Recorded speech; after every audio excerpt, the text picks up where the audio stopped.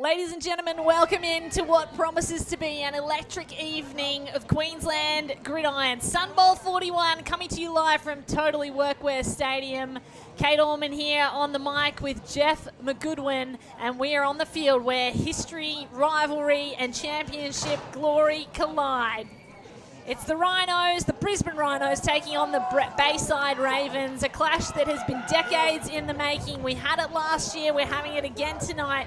Rhinos trying to take down the 6-time championship winning Bayside Ravens, and we are just about ready to go with kickoff right here in Brisbane.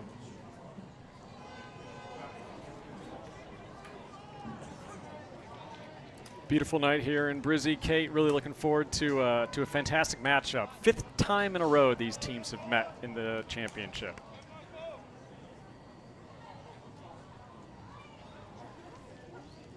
It is the rivalry that defines Queensland American football. And it is the Rhinos to kick off. First up, Cam Young with a ball high into the night sky. Goes over the back of the end zone. And that brings out the Bayside Ravens on offense. Now both teams have had troubles with their quarterbacks this year. That is the headline news. Bayside Ravens lost their championship winning quarterback, Jared Stegman. He's gone across to flag football. He wants to do the Olympic thing and make his way to LA 2028. So they've had to replace him, and they've been through a number of people. Injuries have beleaguered this team.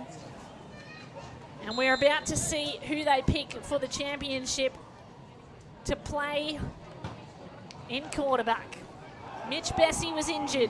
He had surgery on his broken wrist, but he is out there on the field.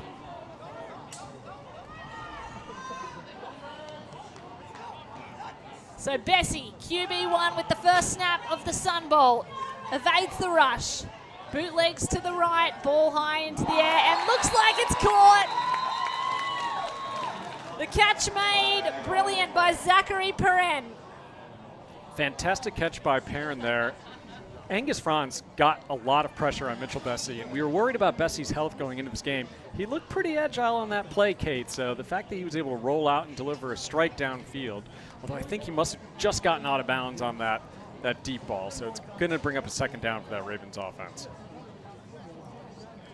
Great throw and catch early on. Too bad about being out of bounds, but certainly exciting. Now, Jeff, you've been to many of these Sun Bowls. You've watched these teams play. What are the keys to the offense for the Bayside Ravens? Well, oddly enough, I did think they needed to hit on the deep balls early. They've had a history of doing quite well against this Rhinos secondary, especially with the outside receivers. So if they can get on the board early with some deep balls. Here's the handoff, second play of the game. Really good work, and through the middle of the field, straight up the guts. The run tears up the defenders. That was a great cutback by that running back. Was that Oscar? I have to check it out on replay, but either way, it was a fantastic cutback. He made the linebacker completely freeze in his boots, Hunter Harris-Wynn, who's one of the captains and normally a very sound tackler. Pitch pass to the backfield this time. And he gets around to the edge. Victor Hudka, usually a defensive back, playing on offense here. Second play in a row, they've gone to Oscar Lai, their tailback, clearly feeding him, finding a lot of his access early on. In fact, you're right, Oscar Lai.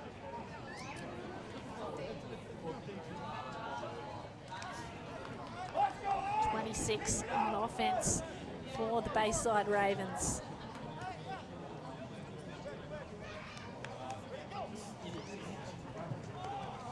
High ball this time into the sky. Oh my goodness me, it's been picked off.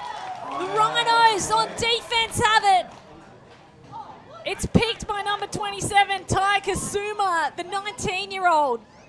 The cornerback for the Rhinos, but there's a flag on the play.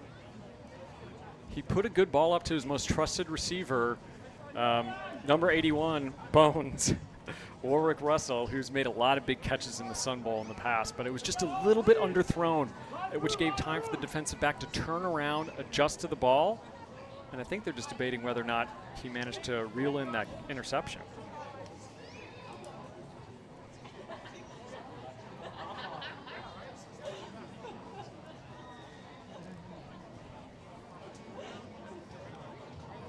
Oh, we got a block, low block by must have been one of the offensive linemen for the Ravens, so that's going to set them back.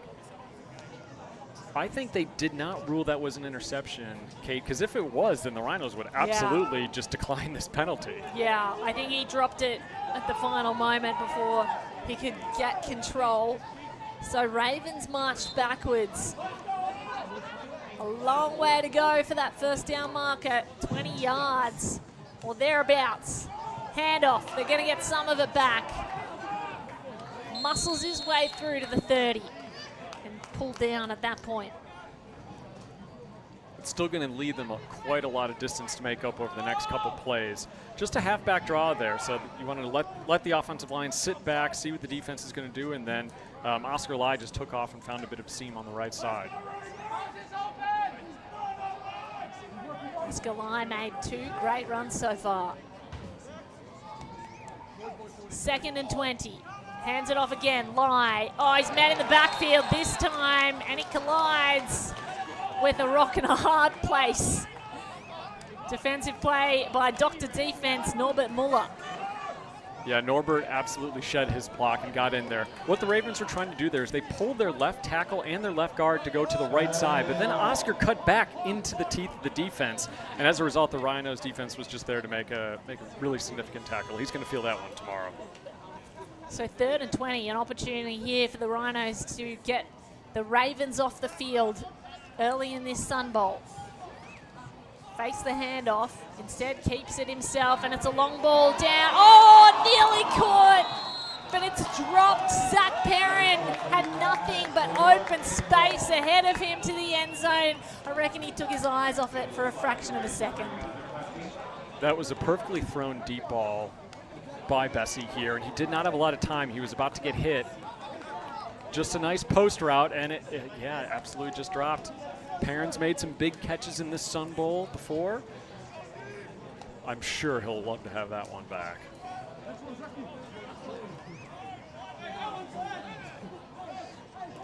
He had his eyes downfield, didn't he?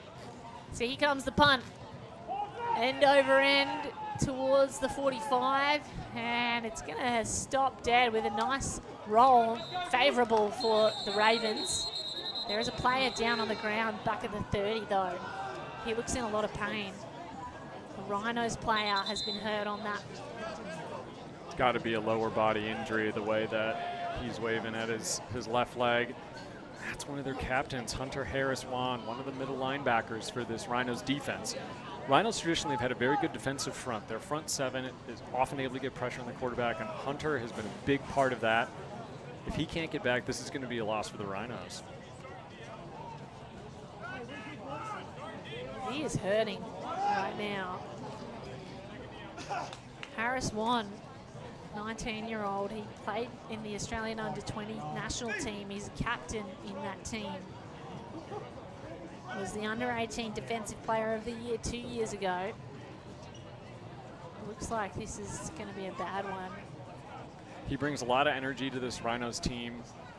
Luckily, this year the Rhinos have filled out a lot of depth, more so than in previous years. And the interesting thing as well is that the Rhinos have tried to hit on, the Ravens have tried to hit on a couple of these deep shots, but they've just been unsuccessful. So we're really going to have to see what the game plan is going to be moving forward for them. As a reminder, if you're new to this game, the Bayside Ravens have dominated, especially over the Rhinos. They most recently won the Sun Bowl of 2024, beating Brisbane Rhinos 41-36. It was a thriller, an all-time match. Seesawing, the Rhinos had the lead at the very end, and then it turned over, and the Bayside Ravens punished the Rhinos. They were able to hold on for a really close lead. But historically, these Sun Bowls have come down to the final moments, and it is always these teams, Jeff. And each of the last 5 years, the score has gotten closer and closer and closer. So you almost feel like the Rhinos are just on the cusp of finally being able to overcome the Ravens. But they are the 4-time, or I think 6 in a row champion for a reason. They've really built up their culture. They have a lot of depth and a lot of experienced players in this game. 6 in a row is nearly equal with the record. The Gold Coast Stingrays hold that record for 7 in a row, and I think that it has been talked about all year. If the Ravens can get 7, they will be equal record holders, and then who knows, maybe they take over in future years. I'm sure that's in the back of their mind.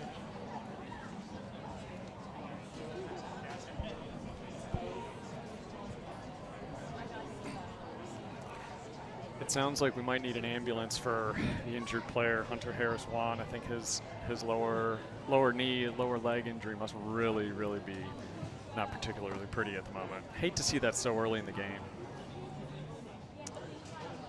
So we're going to take a quick timeout while that injury unfolds, and we will be back with you shortly. Thanks for staying with us.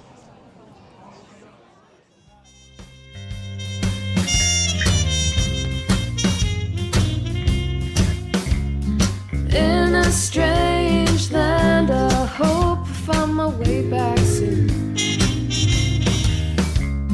Tracing my steps, I know you've been there too. Wait 1 second for the rest of our lives to pass right by.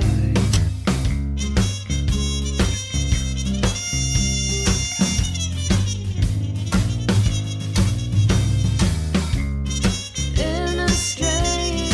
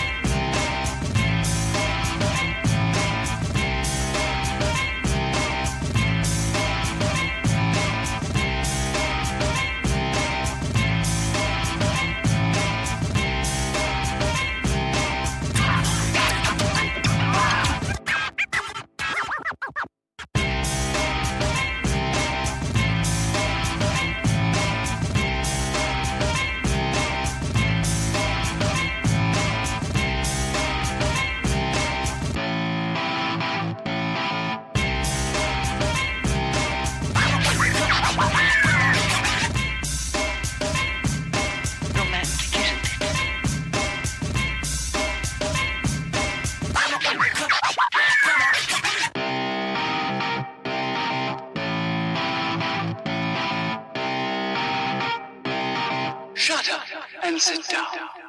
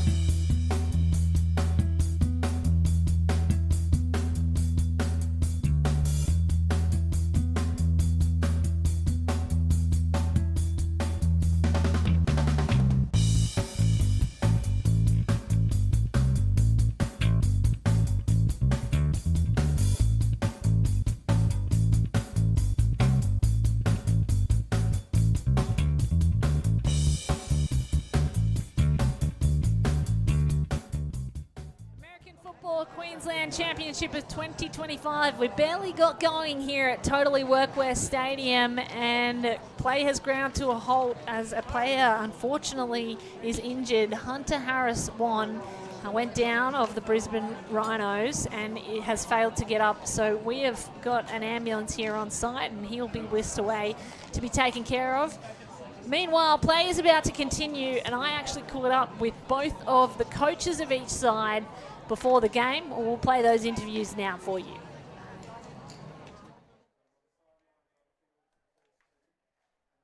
Before 1 year ago, in fact, you faced the exact same team, the Bayside Ravens, in what was a very close match, but you came away the losers. What's going to change this year? We got a bit of a different group compared to last year, so obviously losing Hamish at quarterback was a bit of a tough one to take, and then having to find some new people. So we ended up getting a new quarterback this year with Owen transferring over from Flag. Had a couple of injuries with him, so I had to step in for a little bit, and then found some other options for the later half of the season to be able to get through over the line into the playoffs, and then obviously here. So yeah. And tell me about the quarterback that's playing tonight. So Mitch has actually been playing for the Rhinos since 2018. Managed to convince him to come back after some pretty bad injuries he's had the last few years, and just sort of take over at the back half of the season and take it off my hands. So it's been good having him back. It's not necessarily rolling in with someone brand new that doesn't know anything. He's been a part of the system for years and understands everything about it.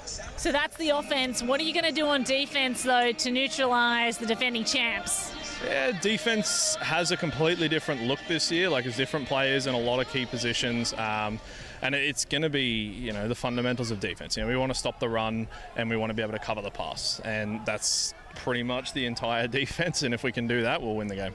Well, we look forward to watching you. It would certainly be huge and mean a lot to this Brisbane side to win the championship. First time since 2005 that they will have won a championship if they get it tonight.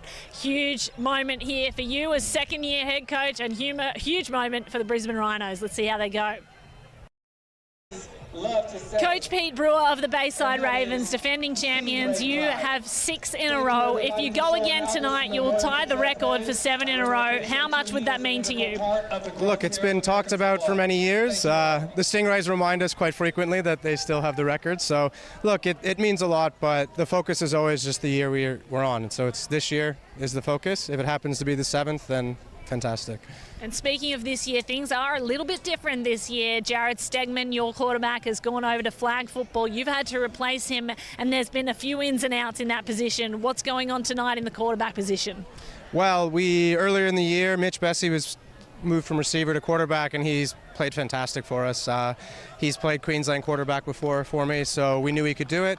Unfortunately broke his wrist and had surgery against the Stingrays in week 6, which then forced Bonesy to step up from receiver, so we lost 2 receivers in 1 year to try quarterback. But lucky for us, Bessie's been cleared post-surgery and will be returning tonight for us. Goodness, we can't wait for that. Now, what are you going to do on defense to neutralize the Rhinos? Look, it's the first year we've played them in a long time without an American quarterback, and we saw in the semis that the run game's a big part of their game. So we're going to hopefully neutralize that. We've got the most depth at D-line we've had in many years. We're very talented defense, so we're going to neutralize the run game, force them to throw at us. And just talk to me finally about the belief in the Bayside Ravens. Obviously 6-time Sun Bowl champions. To go again tonight would be monumental. How much does the team believe they can do it? I think just looking how they rallied around Bones, stepping in at quarterback for the first time, and didn't miss a beat. The team believes in each other. We believe in our culture. It's something we've built for many years, and hopefully it's going to take us to number 7. Well, we can't wait. We'll wait to see how it all unfolds. Sun Bowl 41 coming right up.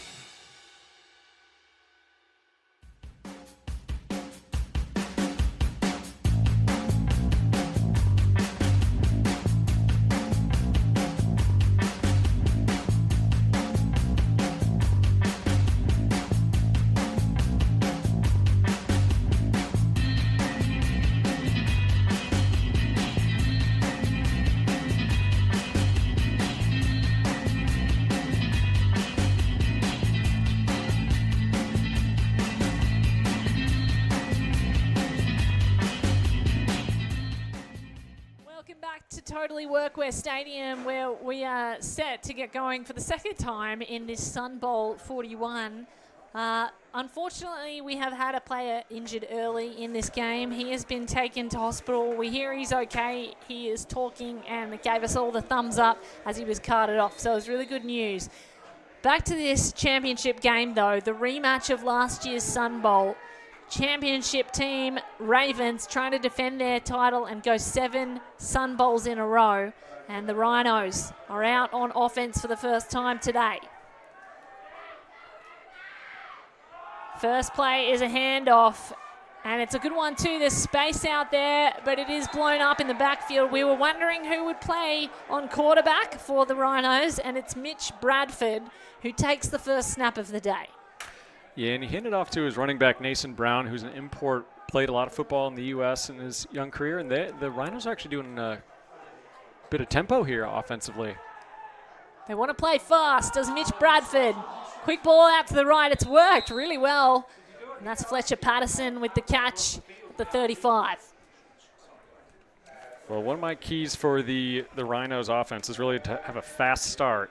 They want to try to get on top of the Ravens early and also to make fewer mistakes. They had a couple mistakes last year that really cost them early in the game when it comes to penalties, Kate. So if they can avoid that, they can keep this very competitive. If you didn't watch it, last year's game was an absolute thriller, 41-36. Ravens came up with it, but the Rhinos were in the hot seat for much of that game. Here they go again, another handoff down the middle, and is blown up by the Ravens defense. Couple of yards gained, but nothing enough there. Yeah, the Rhinos just went for a delayed draw there, and Nason quickly ran into trouble. The defensive line of the Ravens really got in under their blocks and around their blocks nice and quickly. I think it was number 48 who did most of the damage for the Ravens there, Jai Jackson. They only needed 3 yards, but they couldn't get them, so they will be forced to punt. It is number 3, Fletcher Patterson, the punter. Here we go on 4th down. Patterson has enough time to send a spiral high into the night sky, but it's gone out of bounds on the full, around about the 20. So no real offense for either team yet. No one's fasting. There's Hunter, very good. He's a character. He's a high-energy guy. We'll have to see how the Rhinos defense responds because he is one of their starting linebackers, so we'll see who they bring in to fill that void. He's happy to have got some pain relief in the green whistle with him, and that cheered him up a lot by the looks of things. In good spirits, our injured man. So here comes the offense of the Bayside Ravens. Quarterback, Mitch Bessie. Bessie, handoff, up the guts. Decides to take a turn and go around the side. In fact, nearly loses the ball on the way down, out of bounds. Nearly lost that ball there, but held on. Yeah, Oscar Lai, good job getting to the outside. Was chased down by Calder Shanks there, one of the longtime leaders of this Rhinos defense. But Oscar did a good job just cutting out to the outside because he was all there was not a lot of activity going on inside, not a lot of opportunity. Managed to kick it to the outside. Good hip movement. 2nd and 2. A drop back and then ball down the middle. Great catch. He's got some work to do. He's at the 20 and will go out of bounds there. Really good run there by number 81, Russell, also known as Bones. Warwick Russell is Mr. Everything for this Ravens team. He kicks, he punts, and he had a couple of amazing catches in last year's Sun Bowl. And that's just a post right up the middle, splitting the defense. Good pitch, good catch. Defender Calder Shanks really tried to knock it out of his hands, couldn't get there.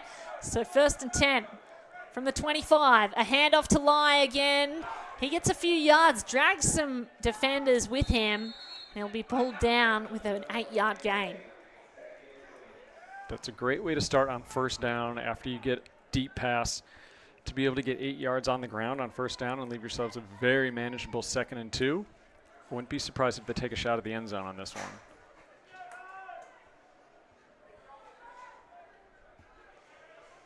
Well, we've seen Mitch Bessie can throw it. He can spin it. Will he try something here? Plenty of time in the pocket, does spin it, and it's taken away in the end zone. The Brisbane Rhinos have it. Defender Ty Kasuma, the cornerback, has picked off Mitch Bessie in the end zone. Huge play in this Sun Bowl. I think Bessie makes the right read. It was single coverage. He just didn't get enough on it. And he gave the defender plenty of time to adjust, read the ball, and really great play by number 27 on the Rhinos defense there. Those are the plays that they didn't make last year, was on the 50-50 balls. The Ravens made a lot of those plays. If the Rhinos can maintain that and be able to take away the deep threat, it really is going to slow down that defense. Unbelievable. So Bayside Ravens were marching. They were in the red zone. Rhinos able to come up with a huge stop, and they turn it over. Back in the hot seat. The Rhinos try to run it down the middle and get a couple of yards. Yeah, that's number 15, Thomas Sasako, coming in from his defensive end position to get across and get a bit of a shoestring grab on Mason, the Rhinos running back. They're still moving quick, though. So Mitch Bradford, 24 years old, has 10 years playing experience, has been playing through the juniors, now gets his chance to start in a Sun Bowl. Brilliant, a rocket towards the sideline. Ben Heath, the catch, gets 6 yards. Yeah, Ben joined the Rhinos a little bit late this year because he was playing in Germany. There's a lot of players across the Queensland football leagues that do spend their quote-unquote off-season playing in Northern Europe, where the leagues are quite a bit of fun, and a lot of players take advantage of that opportunity to play around the calendar year. So 3rd and 2 for Mitch Bradford. Tries the hard count. Blitz coming, has to get rid of it. Great grab, Calder Shanks is knocked out of bounds, but not before they give him the first down. That'll move the sticks. That's such a hard play to defend as a DB, because he was the inside guy on a trips formation, and he just ran an out, and the other two guys cut up field. So the DB was really trying to cover a lot of ground to get over there. Really good throw by the quarterback to get it out in front of him. And we know the power of Calder Shanks, plays both offense and defense. He was on the national team as a running back this year, has played in 2 Sun Bowls. That time, Mitch Bradford had to just ditch it to the dirt. No options, and the blitz coming really fast. Yeah, the Ravens are looking for an intentional grounding here. I think it's going to be a tough sell because he did have a couple players out on that side of the field, but really he was feeling that pressure right in his face. I think that was Jai Jackson once again getting pressure.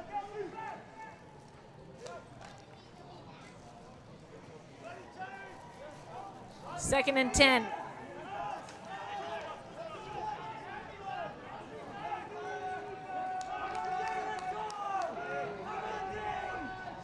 Bradford has to drop back deep. Oh, he's sacked way back at the 25-yard line.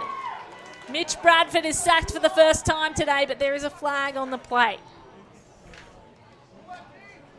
That was the old Rhinos nemesis, number 15, Thomas Sasako. Made a couple big plays in the Sun Bowl last year. Managed to get around his offensive tackle counterpart and just get enough of Mitch's shoe to slow him down and get a sack.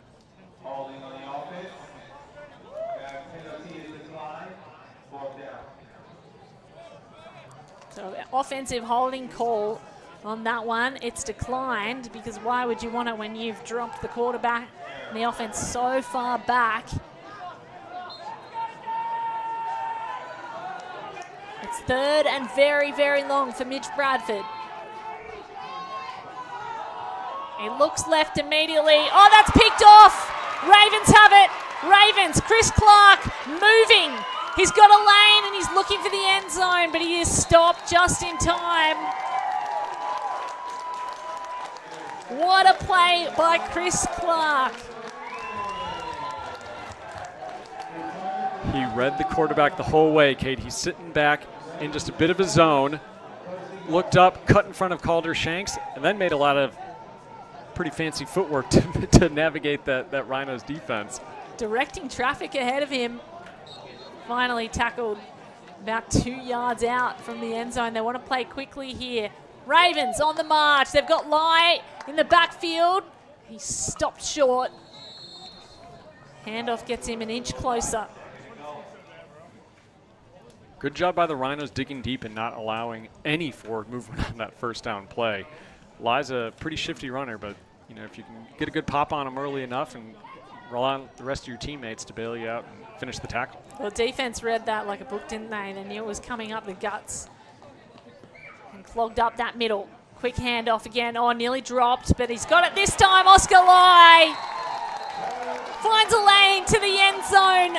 Bayside Ravens are on the board. This is all Oscar Lai. He completely jukes out number 5, Val Monty, to cut inside and get that touchdown for the Ravens. Brilliant footwork from the running back. Brilliant indeed. Bayside Ravens, the defending champions, get up first. They are 6 on the board in the Sun Bowl. Looking to put an exclamation point on it here. You know, Kate, one of the keys for the Rhinos for me was fewer mistakes. That's how they were going to win this game. And the first big mistake is theirs, unfortunately. This is whistled dead before the play can unfold.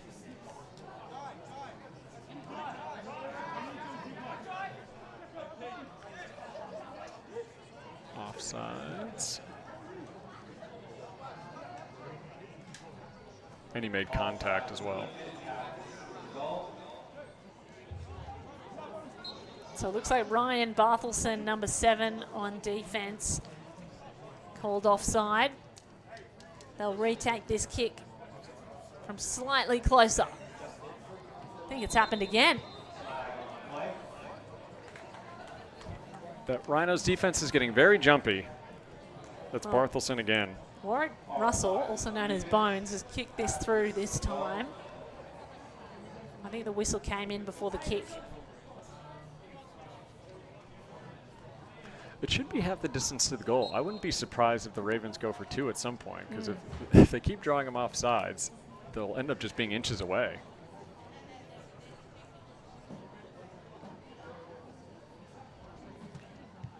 So finally, the kick is up. No whistle before, and the kick is good.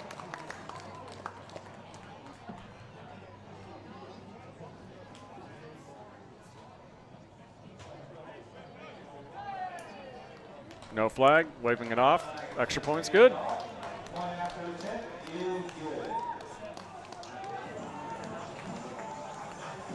So 3 attempts does the trick. There was a flag on that play, but it is good. They refuse the penalty. The Ravens, they have 7 on the scoreboard in the first quarter of the Sun Bowl. Yeah, and that was all set up by the interception by Chris Clark, the 30-year-old who's been playing football for 18 years, more than half of his life. And you can see the experience paid off there as he read the quarterback's eyes, cut in front of that Calder-Shanks dig route, and really made a lot of guys miss on the Rhinos on his way in close to the end zone.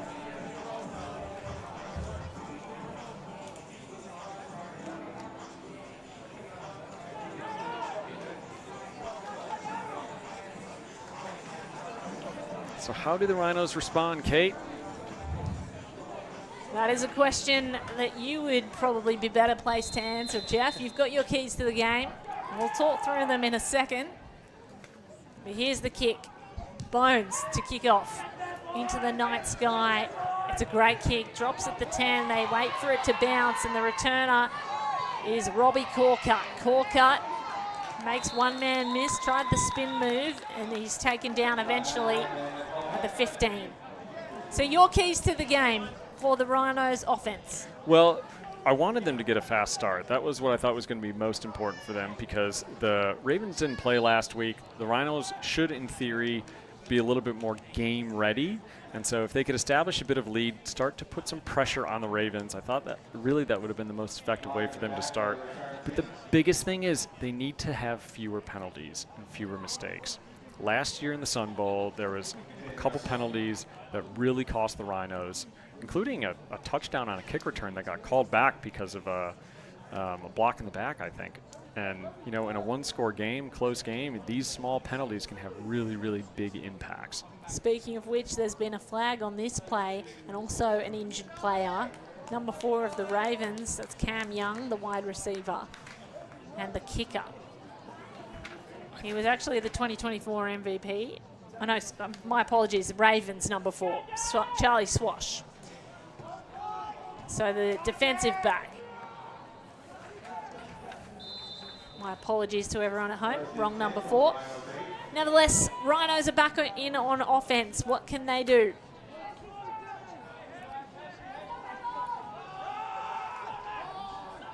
Well, this looks like a Wildcat play. They bring in Joel Maddock to take the snap. It doesn't work out for the Rhinos, but a Wildcat play is something you had your eye on. Tell us why, Jeff. The Ravens were very successful this year, bar 1 week, against the Logan Bears. And what the Logan Bears did so effectively is they put their running back at quarterback, and it's called running a Wildcat formation. And that was the only time the Ravens defense has really showed a lot of weakness all year. So I'm not surprised that the Rhinos have tried it. We'll have to see if they have more success with it. Looks like they're going to try it again. Maddock is back in to take the snap. Maddock bounces off one, gets a little more ground this time. He's 2 yards short of the first down marker. It's Nason Brown, in fact. Yeah, he's that imported running back. And the nice thing about the Wildcat is it basically gives you another blocker. You've got 10 blockers and 1 runner. You don't have to worry about throwing it. So you can certainly use it to your advantage. Now, the downside is eventually the defense, if they start playing up close, you know, bring the safeties in a little shallower, bring the linebackers in, they can start defending it. So Nason Brown, the running back, 24-year-old, played college football at Fairleigh Dickinson University. He's taken 2 of 3 snaps. Here's the third.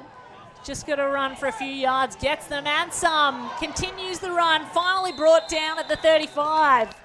Well, it's gained him 15, moves the chains all the way up.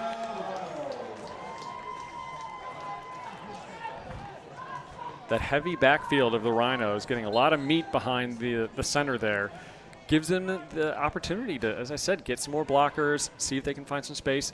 Nason was very patient on that play, waiting for it to develop. And once he saw an opening, he really hit it hard and got the Rhinos offense moving. So it looks like they might bring in a quarterback finally here. Bradford's back in. They try another run play. This is blown up after a 2-yard gain.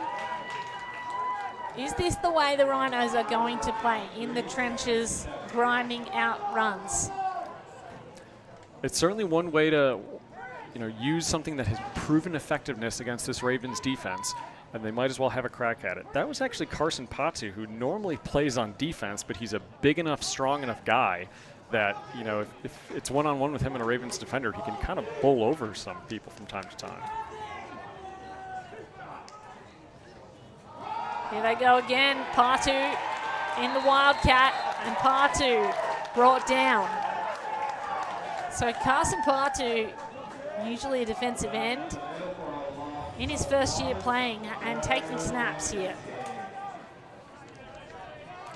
Well, the Ravens seem to be adjusting. They're bringing in their linebackers. They blitzed an extra guy there, and really it was the outside defensive ends who got in past their first blockers just too fast for that play to really develop for the Rhinos. As the Rhinos were clearly watching tape and watching that game against the Logan Bears, the Bayside Ravens have also watched tape and learned from the experience by the looks of things. They're going to try it one more time with Brown in at Wildcat. Brown, he can throw. He fakes the throw, though, and he runs instead. Bounces off and gets the first down. A great run by the running back, Nason Brown. I think that's the end of the quarter, Kate, but what a way to end the quarter for the Rhinos. A 3rd and long. He wanted to throw the ball. You can watch them. He had an option to throw it on the outside, but saw a lane, and as an effective running back as he is, hit that lane really hard, made a great play. So 1 quarter down in this Sun Bowl 41 at Totally Workwear Stadium in Brisbane. The Brisbane Rhinos are taking on the Bayside Ravens, the defending champions of 2024, trying to do it again in 2025. They'll change ends. So far, just the one score on the board. Ravens with the touchdown. Chris Clark with a huge pick for the Bayside Ravens that set that up. Touchdown by Oscar Lai, their running back, converted the pick. And that is really important. We've seen previously today in the under-18s teams not making the most of those turnovers. You've got to punish the team when you take it from them. You only get so many opportunities in the Sun Bowl. You got to make the most of them. And what's interesting is the Rhinos on that first drive, they started moving the ball, but then Mitch Bradford, the quarterback, throws the big interception, and they basically completely now reoriented their offense around running this Wildcat.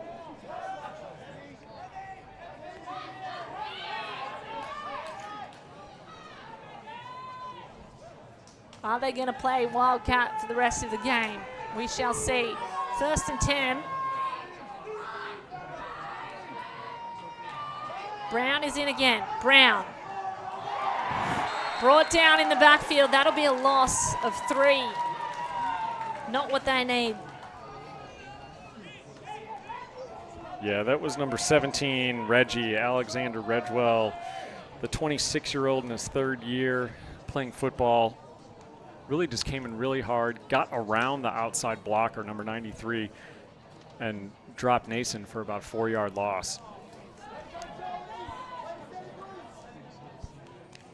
Spend a little time in the huddle this time. They still haven't brought out Mitch Bradford. Now, the Rhinos have had troubles at quarterback. There have been injuries marring their season. I wonder if this is to keep Mitch Bradford fresh. Brown in the Wildcat quarterback, fakes the throw and runs, uses his legs. He slowed for a minute and he stopped back at the line of scrimmage, the original. This will set up 3rd and 10. The Wildcat's not working out for them, Jeff. It's been very hit or miss, and he does these pump fakes, Nason, a couple times just to freeze the defense for a little bit, and he's managed to get positive yardage out of it twice, but still not to the level that you would really hope for on a 2nd and long. Mitch Bradford has come back out onto the field for this 3rd down. It's an important one, this. And I think they really need to continue the drive. You said they need to score early and start fast. If they let the Ravens get ahead by 2 scores, it's a mountain to climb to come back from. Big 3rd down for Mitch Bradford at quarterback. Tosses it to a short check down, bounces off Riley Wood. He gets to the sideline, and they've given him the 1st down. Riley Wood, he moves the chains. Oh, not quite. They're going to mark him short. Well, one referee was signaling 1st down. The other says short. Off screen to the viewer at home.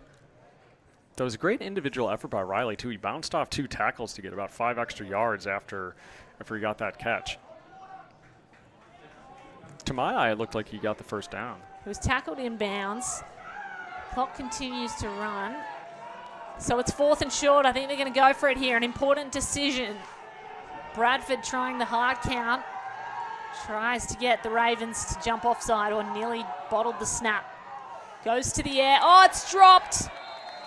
It'll be a turnover on downs. Calder Shanks can't hold on. Really important play and a mistake by the Rhinos. I want that one back. It was right in the breadbasket. A little bit behind him. That was just a little dig route. 8 yards in, cut in. Mitch threw it a tad behind him, but certainly a catchable ball for Calder. And a big stop for that Ravens defense, too. I reckon Will Saxby is in the drawing room figuring out how he's going to run the offense, because that Wildcat formation is not working out. Here comes the Ravens offense. Sideline ball. And a run by Warwick Russell. Almost to the 1st down marker. Yeah, that was just a wide receiver screen, so you'll see Russell run a little bit forward, then cut back towards the quarterback, and some of the linemen pull to try to create a lane for him to run once he catches the ball, and manages to get a decent gain on 1st down. All reliable, number 81 for the Ravens. Ravens playing standard football with Mitch Bessie at quarterback and a handoff to his running back. Lai, the touchdown scorer. Gee, he's elusive. In a flash, gets to the 30, a huge gain. Yeah, Oscar Eli's getting into a habit of making some of these Rhinos defenders look silly. He is so quick with his feet. Watch the juke here, just to shake the safety. The jump cut through traffic. It's very hard to do. You've got to have amazing core strength and really, really good footwork to do that consistently. Mitch Bessie is running this offense so efficiently. Lie, another jump cut, evades the first tackle, maintains his run, somehow gets 6 yards out of what should have been 1 or 2. A number 92, Big Poppy on the defensive line, almost had him for a loss. He got a little bit of his lower ankle, but just couldn't quite get enough to bring Oscar down for a loss there. The way this offense is running, completely different. Polar opposite to the way the Rhinos were running theirs. 2nd and 6. Defending champs, Ravens on the march. This one goes to the air. That's way too long for Brandon Lee.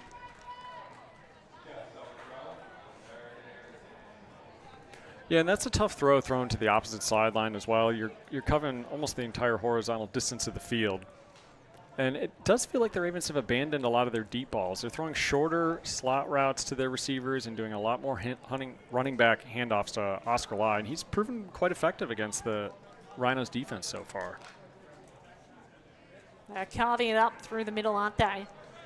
In the trenches, it is all Bayside Ravens.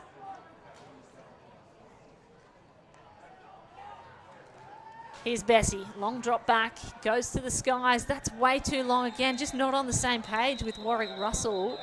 A flag on the play as well. Yeah, the Rhinos are signaling that it's likely to be on the Ravens. We'll see how we go there.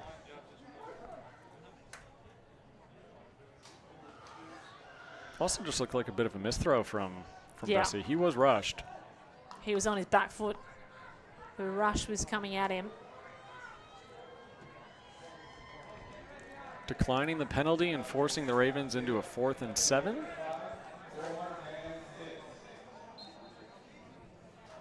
So they decline the penalty. 4th down.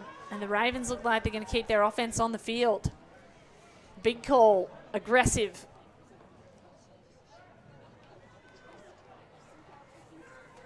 The defending champs want to go hard. They want to go early. Oh, that's a great ball down the middle, and it's dropped. Luckily, too, because Warwick Russell nearly gifted it to the other team. In fact, not Warwick Russell. Looks like it was Zach Perrin who just couldn't hold on. And that play was made by Ryan Barthelson. Watch him coming late and just punch it out right at the end. That bright red helmet of the Canadian, he punched it out really late. That's a fantastic play by that DB. So another turnover on downs. How will the Rhinos operate this time? Do they bring Mitch Bradford in more? He is on the field. 24-year-old quarterback. He's got Calder Shanks out really wide, and those two met with their eyes early. Here's the running back, and it's blown up again. Nason Brown just couldn't get a single yard. That'll be dropped for a loss. Yeah, and that's the defensive line for the Ravens. Once again, managing to shed their blocks. I think that he wanted to cut outside even earlier. Nason might have been a little too patient on that one. If he gets outside earlier, he can probably avoid some of those defenders. Nason Brown's been doing power of work so far for the offense. 2nd and 12 for the Rhinos. Bradford looking for Shanks. Oh, those two not on the same page. Ben Heath on the left side. He dropped back when I think he was expected to continue the run. Definitely a miscommunication, and we have to say Mitch has essentially come into the Rhinos halfway during the season. Their starting quarterback, Owen, got injured. Coach Will Saxby actually stepped in and was the starting quarterback for a couple games before talking to Mitch, and Mitch did then rejoin the team. So he hasn't quite had as many reps as he would normally have with a lot of these receivers. 3rd and long for Mitch Bradford, the new quarterback. It's picked off. Charlie Swash has it for the Ravens. Gets a block. Swash continues a run. He's out of bounds at the 10. What a play. The second pick of the game. Charlie Swash comes up big in this Sun Bowl. That looked like another miscommunication. Mitch, what looked like a very well-thrown ball was just so high for his receiver, Ben Heath. I wonder if he was expecting Heath to run a little bit deeper. A lot of the credit goes to Swash, though, reading that quarterback, sitting back in his zone, and making a huge play for the Ravens. They are back in business. Right up into the red zone. Delivered a gift by Charlie Swash. Here they go, run play. Ravens looking for the end zone. They rugby scrum it over. Robbie Corcutt had it in his paws. Touchdown, Ravens.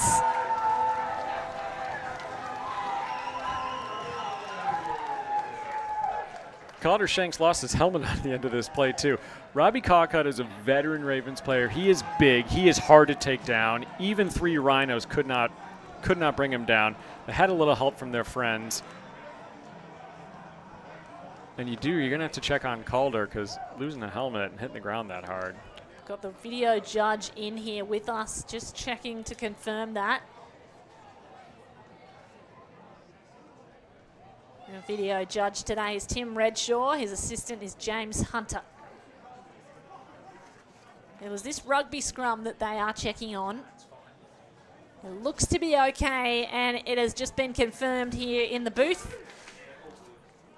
Another 7, another 6 on the board for the Ravens. Can they make it 7? Oh, fake!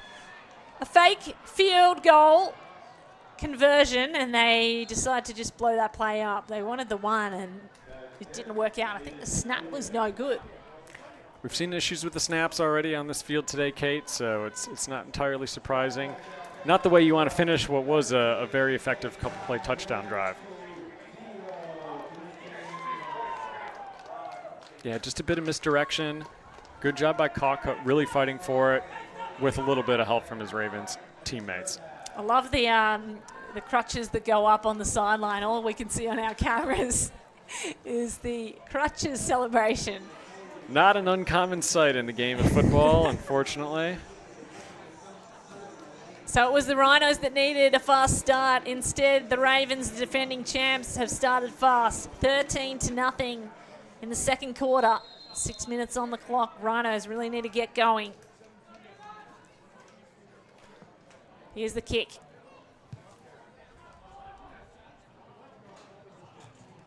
That's a really deep kick. It's gone out of bounds, though. And they've let it run out of bounds, the Rhinos. Well, they'll start with the ball at 30, and I do wonder if the Rhinos don't try going back to the Wildcat, because they had a little bit more success with it than they have just with having Mitch drop back and try to sling the rock around.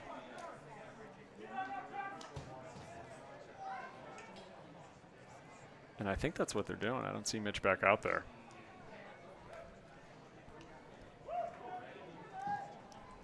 So they will start at the 20. Brisbane Rhinos need to get something going. Wildcat has been their preferred option. Mitch Bradford has not been taking many of the snaps. It's Nathan Brown, the running back, 24-year-old, played college at Fairleigh Dickinson University, hails from New Jersey. Brown tried to turn the Jets on, blown up in the backfield, another loss for 2 yards. I think at some point Nason's probably going to have to pass out of this Wildcat formation because every time he pumps fake, the Ravens are just going to stop buying it, and they're going to just bring their defense even more forward. At some point they need to throw over the top, don't they? Because everyone is being sucked in. And you got to give the Ravens D-line a lot of credit. They're putting a lot of pressure on that Rhinos O-line right now.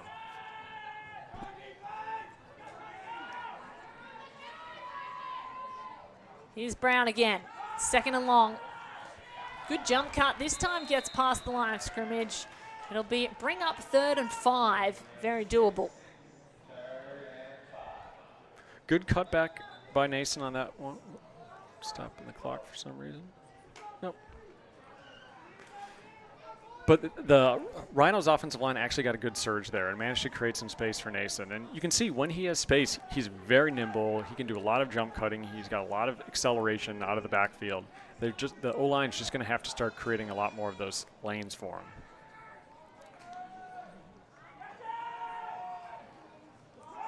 Again to Brown. Bumps his way out of a mess, but finally the tackle made. A really good tackle by Alexander Redgewell. The linebacker came in at rocket pace. And that's how you're going to stop really quick guys trying to get to the outside. You have to be able to bring an insane amount of acceleration. And it looks like the Rhinos have resorted to punt. Things are really not working out for the Brisbane Rhinos offense. I think they need to change the game plan and fast if they're going to flip the script here. Otherwise, Bayside Ravens looking at back-to-back championships. Jeff? Lost track of all the backs there, Kate. Interesting looking spiral punt. It's picked up and taken out of bounds at the 30. Yep, that was Josh Perrin fielding the punt. On those wobbly punts, they can be pretty hard to field in air as well, trying to catch it. In these lights as well, impossible. It's like an old baseball knuckleball. You're not exactly sure how it's gonna land on you.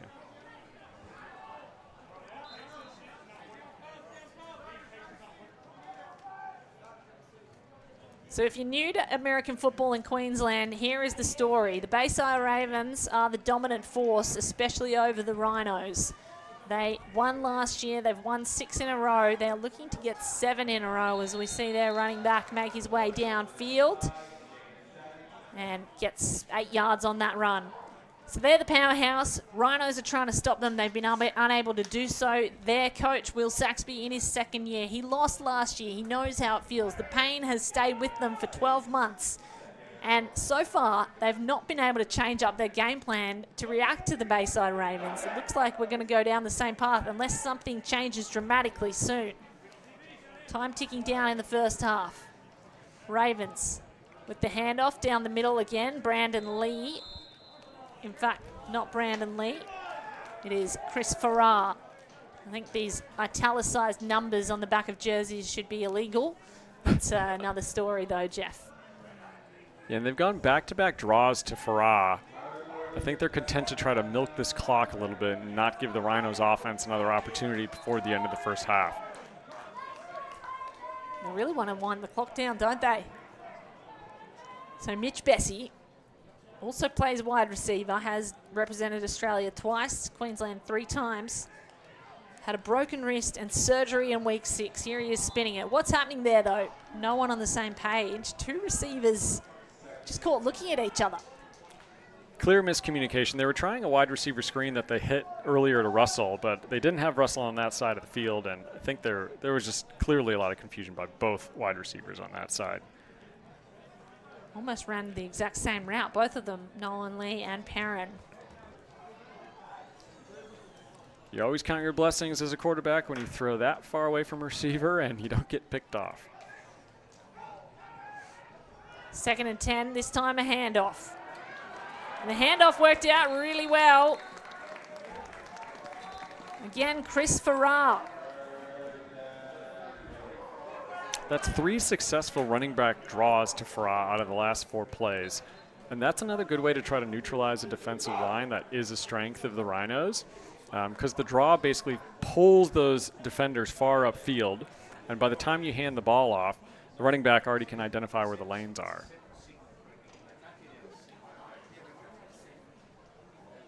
So Chris Farrar taking the snaps for running back position this time. It was Lai previously. That one not connecting with the receiver. I tell you what, each time Mitch Bessie has gone to the air, he has not connected. And I wonder if the broken wrist is troubling him. It certainly could, Kate. He's got it wrapped up right now. He has not looked as crisp as he looked earlier in the year. Even against these same Rhinos, he was hitting deep balls to both sides of the field, and I don't think he's really connected on any of the deep balls thus far today. But they've made up for it in other ways with their running backs. Bessie, miscommunication, but Farrar made up for it. Got 4 yards on the run. Brings up 3rd and 6. Yeah, and Bessie has either faked the handoff or given the handoff every play this drive so far. He went the wrong way there. Almost feel like he's out of sorts a little bit. Well, I think the running back there might have actually gone the wrong way based off of where Mitch was trying to hand him off.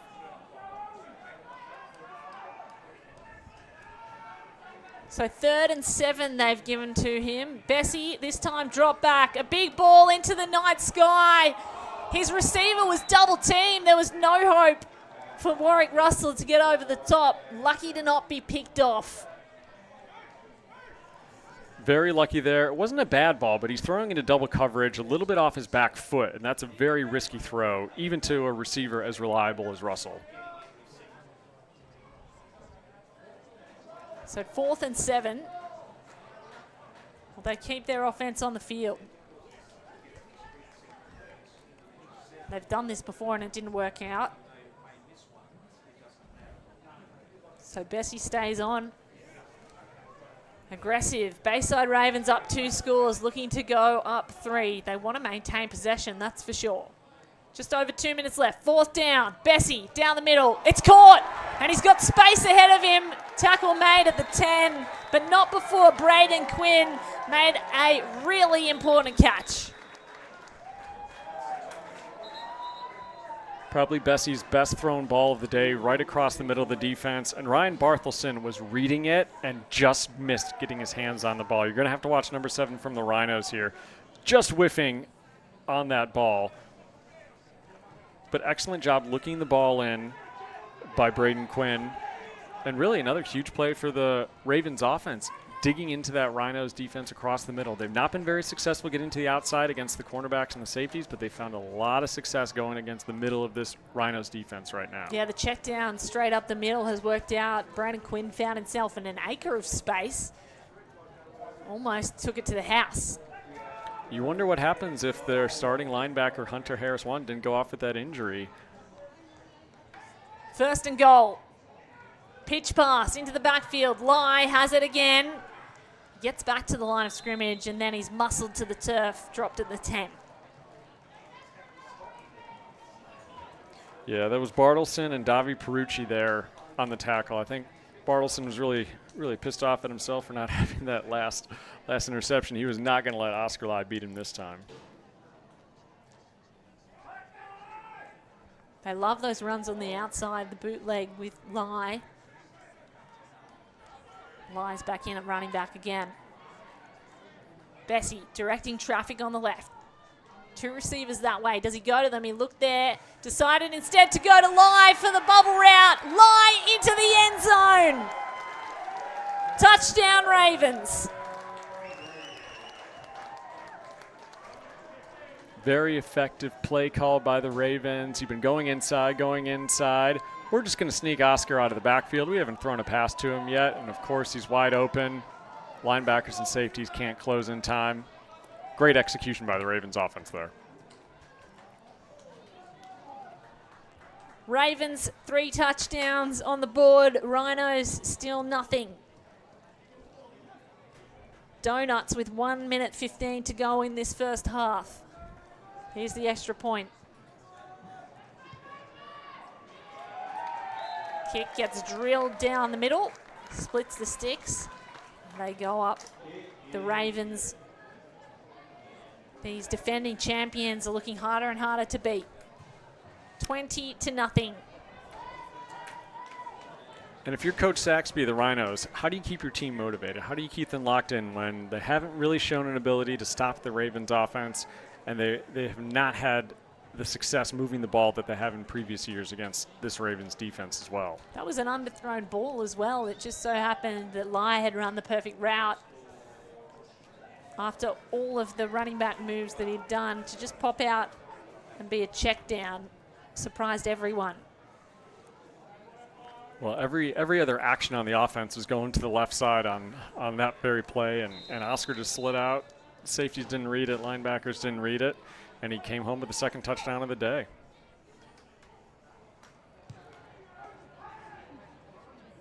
Kickoff this time stays inbounds. Riley Wood, in fact, Max Schlatter has it. And Schlatter is dropped at the 20 after a short return.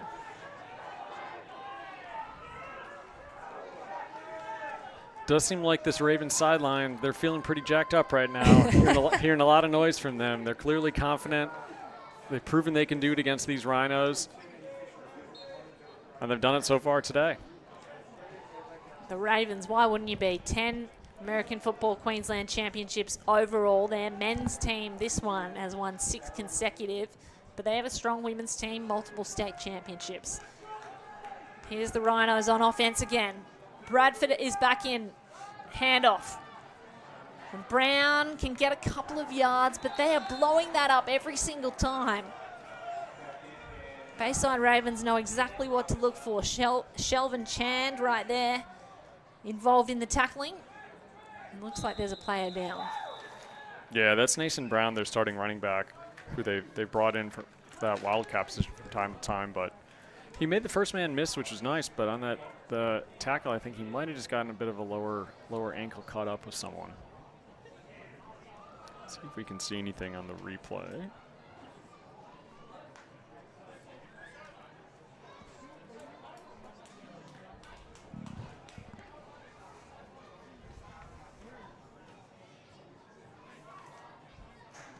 Might have just landed awkwardly on the tackle by number 8. Well, we've already had one player carted off in an ambulance in Hunter Harris 1. We hope he's okay. Brisbane Rhinos defender, the linebacker, and Brown is walking off, which is great to see. Yeah, and they can't really afford to lose Brown for too long. He's certainly their more agile running back. Can make a lot of people miss. The guy in there now, Lennox, he's more of a power back. He's just going to try to run over you, not run around you.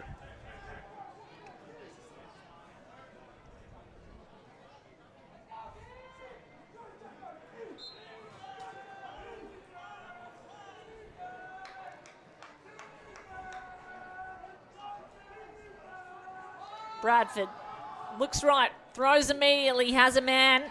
Fletcher Patterson, he's taken down at the 15. That's a 5-yard gain. That'll bring up 3rd and short. Timeout by the Ravens. I'm not sure why they're calling a timeout there. I guess if they stop them on 3rd down, call another timeout, then they can have maybe 30 seconds, high 20 seconds left after a potential Rhinos punt to try to pad this lead. And the Ravens did start with the ball, so the Rhinos will get the ball at the start of the second half. So if I'm the Ravens, do I try to squeeze in a couple more before break? It's certainly not a bad idea. It's a great call by you, Jeff. So what do you think's being said in this huddle with the Ravens? Well, it's keep everything in front of us, guys. We know that they haven't hit any deep passes so far. Their starting running back just went out. They're probably going to look at short passes, slants, maybe a screen. Haven't really seen any screens that the Rhinos have run yet. So the key is keep everything in front of us. Maybe we can force Mitch Bradford into another interception. Coach Pete Brewer there. 7-time national champion coach, tackle and flag football. Pete Brewer's been involved in. Looking to add another ring to his huge haul. Pass this time out to the right is good, but it doesn't get them any yards gained. Catch made by Lenny Samoa. I think that was Charlie Swash on the tackle, though. Stayed in his lane. And they kind of tried to do what the Ravens just scored on, getting their running back out of the backfield, but really good read by Swash there to close the gap and not let Lennox beat him.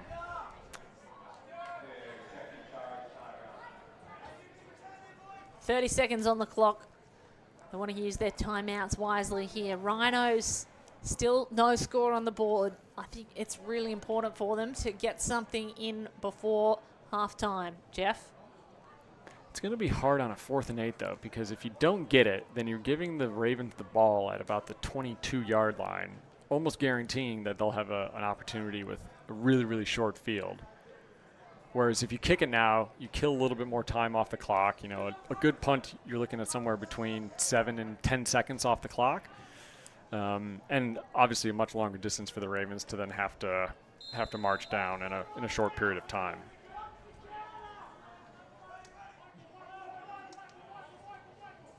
Here's the punt. Patterson. End over end kick. It's dropped at the 30. Oh no, there's a mistake made. It hits one of the Ravens players. I reckon the Rhinos have it back. They do. The Rhinos get it back. They get it back at the 25. Take a look at this. It took an extremely friendly hop if you are a Rhinos fan, and it just went off the back of number 33. He was not even looking. That's Jordan Desborough. I think it just hit him in the back calf. This could be a huge break for the Rhinos. Only 23 seconds left in the half, but they have to capitalize. Well, that's why you never turn your back on the play, isn't it? Huge mistake by Jordan Desborough. He'd be kicking himself, but Rhinos gifted an opportunity to get something on the scoreboard before halftime. Bradford runs to his left, has to throw on a difficult angle. Great catch made by Max Schlatter. First down. Clock stops to move the chains. Rhinos do have all their timeouts. 13 on the clock on the field. We will adjust that. This is a really hard throw to make, by the way, when you're running left and have to throw off your right. Huge catch by Schlatter. It's nice to see Mitch connecting on some of these short routes. Maybe he'll get some confidence. Time started ticking and a timeout has been taken to save the clock.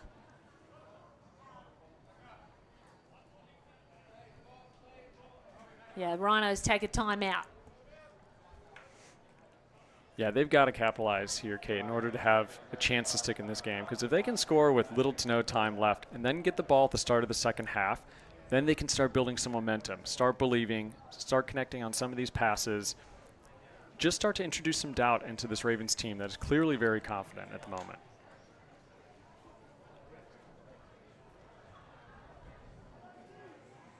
Pete Brewer there, the coach giving a talking to. Originally from Canada, and played for the University of Windsor in Canada. He's been the head coach for the Queensland Sun Devils. And he was a player coach for the past 8 years for the Ravens. It'd be interesting for him not wearing the pads this year and just coaching from the sideline. Well, as you get older, the injuries get a lot harder to come back from too, Kate, so I can understand. Might be a bit easier on Moose's body these days. His first ring where he's not bandaging himself up the day after. Really important play. 5 seconds in the half. Mitch Bradford has to make something special happen. Rolls out to his right, throws that way. It's batted down. A huge defensive play by Reno Fowdy, the defensive back. Rugby union background out of South Africa. Just a bit of a flood route. You've got 3 guys all going into the end zone there, and it was just thrown a little bit too short. Probably could have even tried to throw deeper. I think he had Patterson. Might have been a better one-on-one option. But a missed opportunity for the Rhinos to close the half. And I do worry about some of their clock management skills going down into that half. If they had called a timeout right after they got that first down to Schlatter, they would have had 13 seconds, which is at least 2, if not 3 chances at the end zone instead of just the 1. Massive half of football for the Bayside Ravens. Massive half coming up. It's 20-0 with the Ravens defending champions in the lead. And if you are just joining us, stick around because this is not just any rivalry. This is the American football Queensland rivalry in the state that lives and breathes American football. This is the championship, the Sun Bowl. We're at halftime. Stick around for the second half.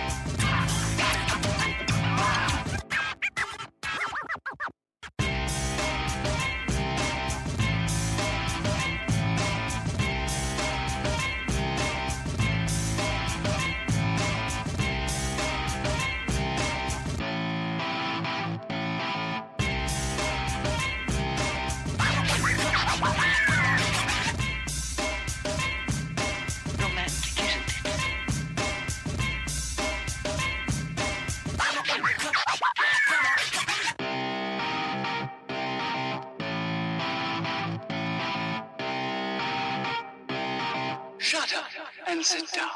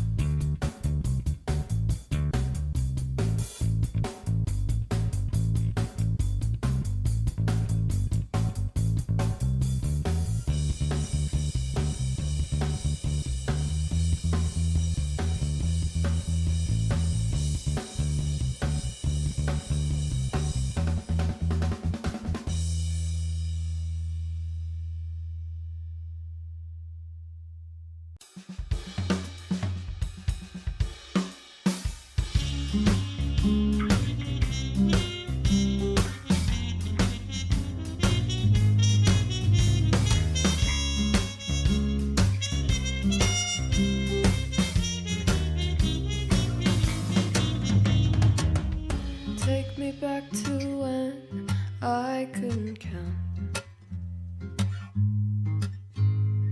the times I bit my tongue and the taste of blood in my mouth. The faces in the trees with smile and wait. They'd ask me out. Welcome back to Totally Workwear Stadium, where the scene is set for a massive second half in this Sun Bowl. The American Football Queensland Championship year comes down to this, a rematch of last year's championship. The Bayside Ravens playing the Brisbane Rhinos, and it is the defending champs, the Bayside Ravens, in the lead at halftime as they kick off into the night sky and set us up for a massive second half. Here's the return. Rhinos able to take it up to the 30, and that is where they will start their attack. Yeah, that was number 1, Riley Wood, pretty reliable running back for the Rhinos. The question for me is, Kate, what are the Rhinos going to do to generate some offense here? They've tried the Wildcat, had various ranges of success with that, not a ton. Tried drop back passing with Mitch, has a couple interceptions throwing that way. So what are they going to do to try to spice up this offense and actually generate a lot of positive momentum? Well, they need to change something because they were trying that Wildcat formation all for the first half. It didn't work out. Mitch Bessie's going to have to do something different. It's Bradford, quarterback. He makes the throw out wide, and the catch is good for Fletcher Patterson. Yeah, that's just a wide receiver screen. The head trips on the outside, so you can get 2 blockers, maybe a little bit of block in the back for the Rhinos. But Patterson did get positive yardage on first down, which is a nice way to start the drive if you're the Rhinos. See if they can build off that now.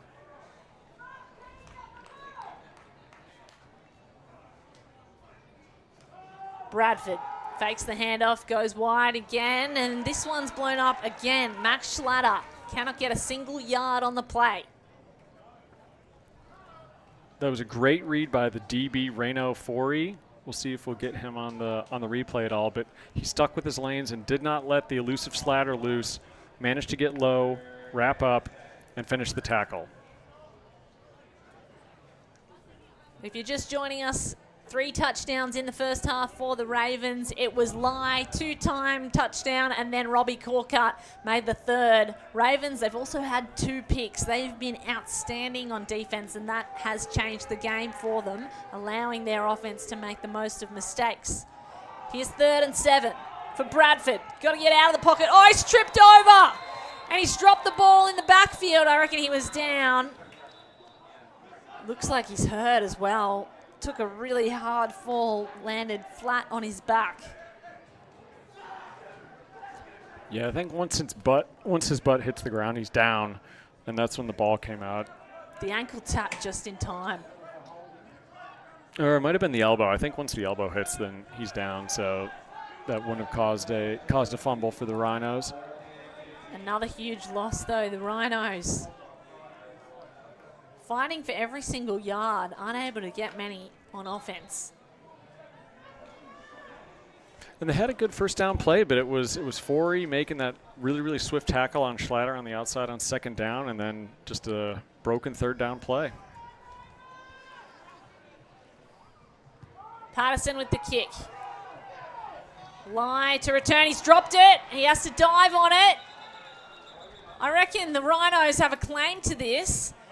Referee has signaled it's the Ravens' ball. But the Rhinos were right there. They're going to have a look at it here in the booth. Number 10 for the Rhinos, Ben Heath. Well, Perrin was on the catch, and he kind of juggled it, dropped it all the way. Schlatter's almost there to make the recovery. Perrin, not Lai. My apologies to Oscar Lai. It was Perrin, as you say. Drop catch. And that's where Ben Heath came in on top. They're going to play quick so that it can't be turned over. Here come the Ravens offense. They're dropped for a loss, but they continue the play, and the big news is they cannot review. Norbert Muller dropped just behind the line of scrimmage. Yeah, that was a great play by Norbert. He really got into the backfield. I think the Rhinos are getting a little bit angry, and they want to make Oscar pay for some of these big plays. So Mitch Bessie back in at quarterback. Has not looked himself when going to the air. The handoffs has been working for the Ravens. This time he fires a rocket. That is right on target. The receiver can't keep his footing though. Gets a couple of yards on that play. Zach Perrin. Yeah, big play Zach from last year's Sun Bowl. Really just stumbled on that outside, just a bit of a hitch route to try to see if he can manufacture something. Lost his footing.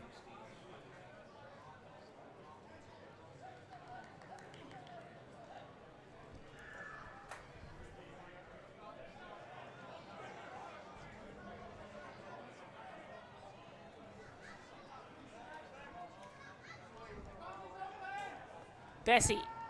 Drop back, has time this time in the pocket. Oh, he's thrown it to the defense. Ryan Barthelson has it. Barthelson finds a lane through the middle. Barthelson's still going. He's going to take it all the way. Dives over the line. Touchdown, Rhinos.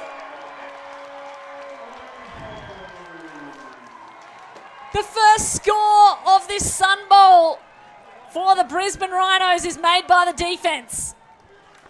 Barthelson has been itching for a big play. He was so close to picking one off earlier, and that was just a great read on that post route. We'll see if he managed to get all the way into the end zone. What an individual effort. Breaking tackles after the pick. 3 guys diving at him. I think he's in. I think his elbow hits in the end zone. It was a great dive to try and break the plane, but the amount of tackles, 1, 2, 3, 4. Where does that knee go down is the question.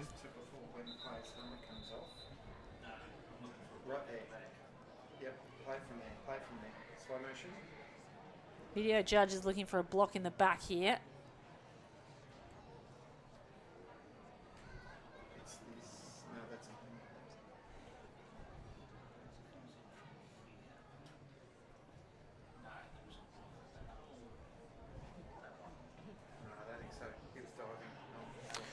Yeah, the officials are just looking for a bit of a block in the back to see if there's any penalty on that play, but nothing to my eye that was obvious.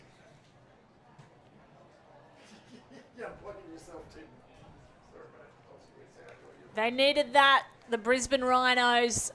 They needed something special to turn things around early in this second half. 6 on the board. What an unbelievable play from Barthelson. Well, that's one way to manufacture offense. Kate, just score on defense. Well, the kick's blocked on the extra point attempt. They'll hold them to 6, the Ravens.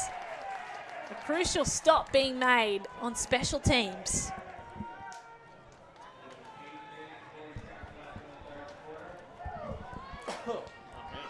What a series of events. So, Barthelson picks off Mitch Bessie. He takes it to the house, a pick 6 to turn things around. Rhinos have 1 score on the board, and then this blocked. Looks like number 4 for the Ravens, Charlie Swash, made the block. Held them just to the touchdown, 6 points. Nevertheless, in a far better position, 2 scores away from the 20 that the Ravens have. Yeah, that's 2 missed extra points, 1 on each team. So in the end, they kind of balance each other out.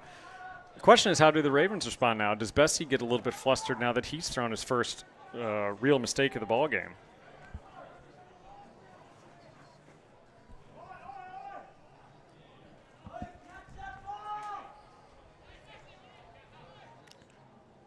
Two-score game now.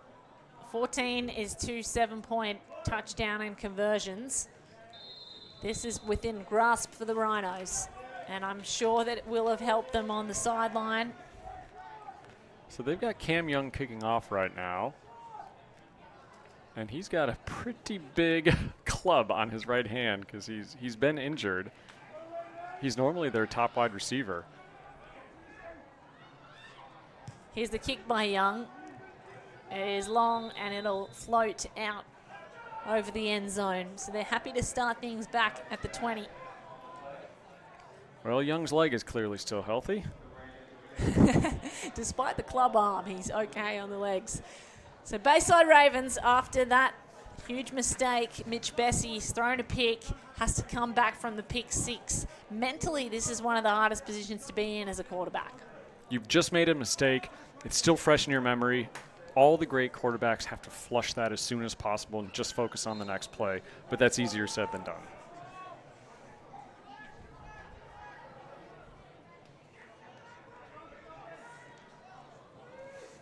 Pitch pass into the backfield for the first play. Looks like Ravens offense, Chris Farrar. And he gets a couple of yards through traffic, 4-yard gain. Yeah, just a toss play. They had 2 guys in the backfield there, and Farrar was on the outside, and the other running back on the right side came up and essentially acted as the lead blocker for Farrar there.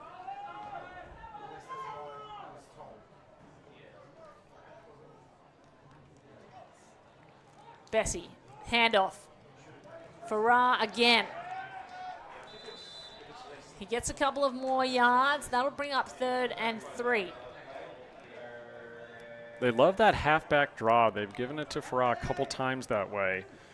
But Jackson Collins, veteran middle linebacker for the Rhinos, was there for the tackle, as was Donovan Fain, another really experienced linebacker for this Rhinos defense.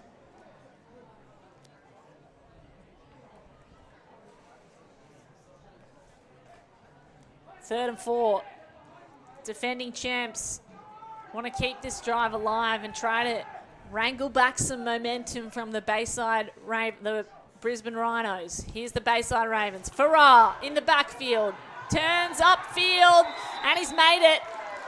He's got the first down.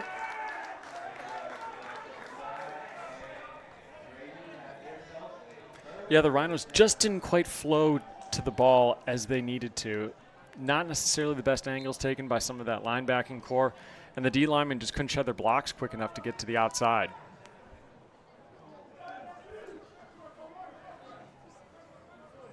These offenses are moving quick, though.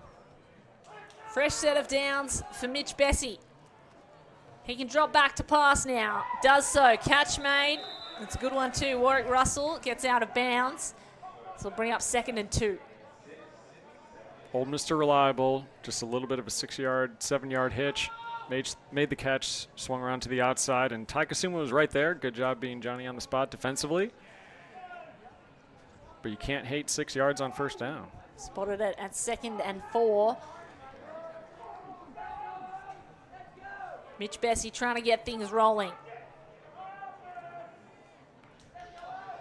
Bessie, handoff to Farrar. Farrar, he's blown up. Gets back to the line of scrimmage. Or even a loss of 1 there. That's no good. Yeah, that was the D tackle for the Rhinos. I think Dean Latamahina, who just blew that play up. He was in the backfield almost by the time Farrar got the ball.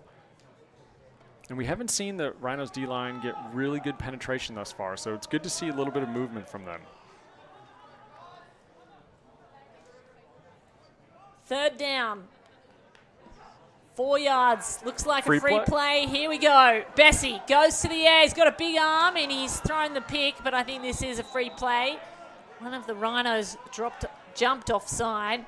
It was caught, though, by Ryan Barthelson again, who made the pick earlier. He was hoping for another opportunity to go score. He's reading Mitch, but yeah, fortunately.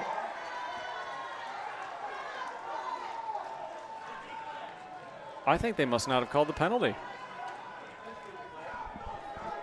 Well, Mitch Bessie played like he thought that was a free play, and we all thought it was. I don't know if he would have gone for the long ball. Well, the Rhinos clearly jumped, but the question is, did they actually get into the neutral zone? It's one thing to flinch. It's another thing to actually cross into that neutral zone. Oh, they're going to review it. Video review coming.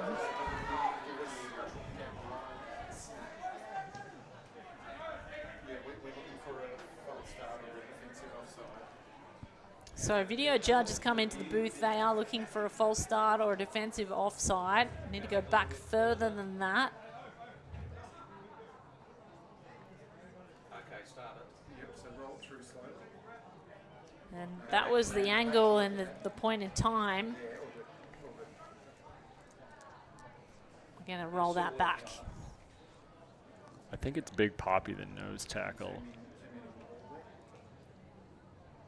Keep the lines. Yeah, that's the So one. if we play from here,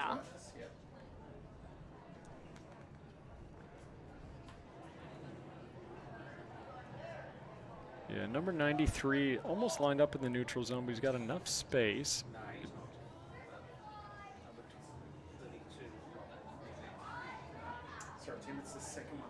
It's this dude that'll move first. This guy. Yep, that's him. Yeah, that's Anapapa Opetaya. Yep, okay,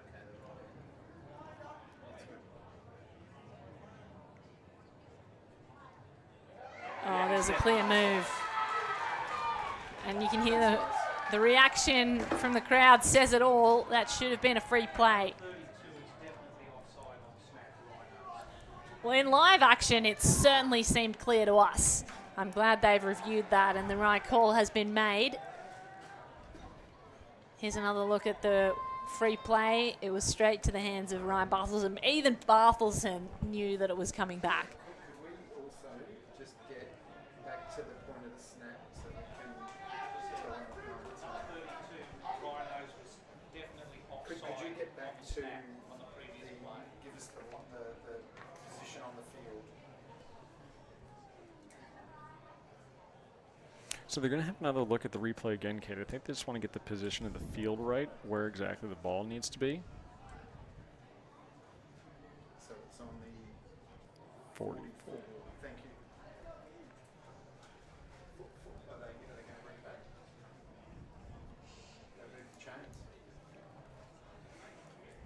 Yeah, we'll need the chain crew to move everything back to the 44-yard line. Do you hear me what I was saying about the number 32 Rhinos being offside on the previous play?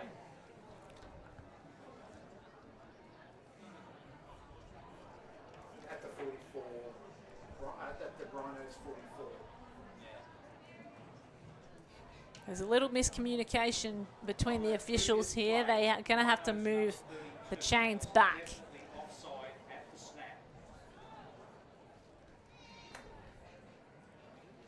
44 in the Rhinos half. Ball was snapped from the 44-yard line. So it's been made pretty clear to us that there was an offside, and the officials just confirming everything. So we can see where the chains are. Oh, the chains. The question is it a first down as well? Sorry, guys. Could we also get another look at this? Yep. They're going to look at it again to make sure that they know where the chains were, whether this gives them a first down. Yep. So that's it. Yep. Okay. Hold it so there. hold it right there. So it's Ball 41, was snapped 41 at- to 30. No, it was snapped at At the 44. Yeah, it's snapped at the. Okay. The ball was snapped at the Rhinos 44, and the back counter is on the 41. 41 of the Sorry, Ravens. of the Ravens end of the field. The back stick is on the 41. Thanks, guys. Yeah, we're happy. So they're just trying to get all of the pylons lined up, the chain crew in the right position. Look at that. We've got to look at what down. Yeah, please. Oh, we need to see That is the correct. exact same Do we shot. know which down it was? We just need to see what number down it was. Do you remember which down it was? No, but we'll be able to see it. We'll be able to see that number by looking down the line of scrimmage. Well, you can work that out. What's it got? Yes, it would be a first down. So if we could zoom in on the far sideline. Yeah, Know about that? it'll be a first down. It was snapped from the. It was on the. Oh. Yeah, so it was snapped 5 yards. Yeah. It was snapped 5 yards from the back stick, so it will be a first down. So long story short, Kate, it should be first down for the Ravens on the Rhinos 39-yard line. It'll be the Ravens, the Rhinos 39.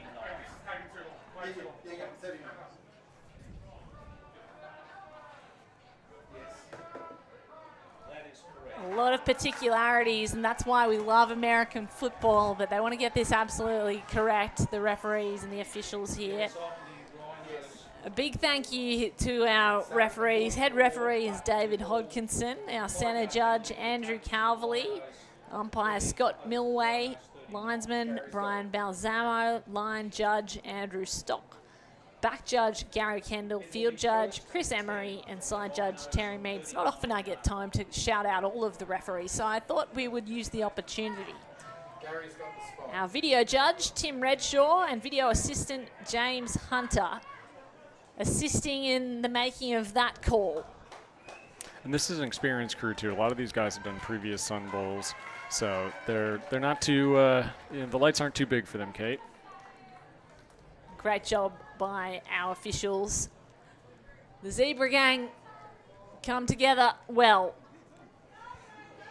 So, still 5 minutes left in this third quarter, and the game had just started to get very interesting with the Rhinos having a lot of momentum, carrying them after the pick six made by Barthelson.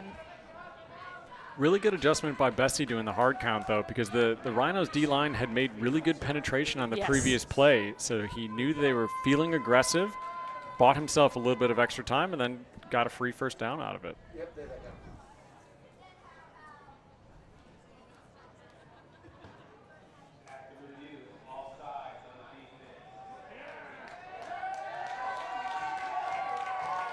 The offside gifts them the first down, and they can continue their drive here. Mitch Bessie starting to find a role, but all of this interruption certainly puts the brakes on the role that you're driving on. Everyone gets a break, and you lose momentum. He's got to find a way back. Mitch Bessie. Handoff is the first choice. Chris Farrar makes his way past the 40. He's dropped at the 38. Yeah, the Ravens sent someone in motion from left to right side, trying to get themselves a little bit more space on the left side for Farah to find momentum. But really good job by the Rhinos staying disciplined. And it ended up being Calder Shanks kind of finishing off the tackle at the end. He's a well-rounded football player.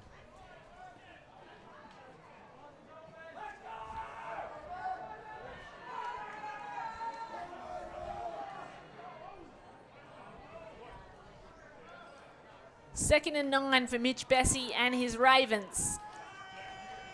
He's got to drop a long way back, all the way back to the 40. Heaves it to the right side, and it's batted away. Big defensive stop by Jeremy Cowles for the Rhinos.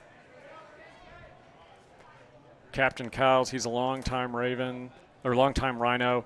And the credit here really goes to the defensive line. They got a lot of pressure on Mitch Bessie and forced him out of the pocket on his feet. He really had to make a decision probably faster than he needed to. Let's see who makes the first move. I think it's Angus Franz just getting around to the outside, getting the pressure on Bessie. You see he knows he has to get rid of it. Just tried to chuck it up to one of his favorite receivers. Lucky that Cowles didn't intercept it. Third and long. Bessie has time in the pocket this time, and that's way too short. His receiver had gone further downfield than he thought. Zach Perrin had to come way back to the ball. Disappointing. They'll turn it over on downs, the Ravens. Well, Bessie, I think, just felt a little bit rushed on that time, and you do wonder about the health of his wrist. I mean, that's another one that he's kind of short-armed, underthrown his receivers, and trying to go to the outside. Maybe not the best move for the Ravens offense right now. So not quite turnover, but punt. Just out of field goal range.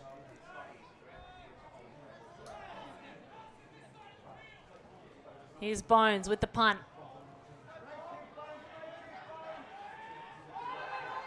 They let it fall to the turf. Did it hit one of the Rhinos? The Ravens think it did. The Ravens think they have it. Calder Shanks, it might have glanced him. I think it hits number 5, Val Tetamonte, just in the back. Not again.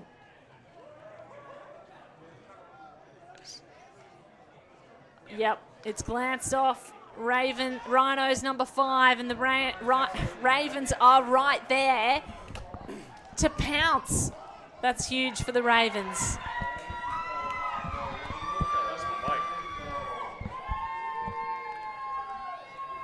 Massive play for the Ravens there. Big unfortunate mistake for the Rhinos. What you hear normally in those types of situations is you hear the team call fire, fire, fire, which means every defensive back needs to be looking for the ball. Bessie, pitch pass. Finds Chris Farrar. He's taken down inside the red zone.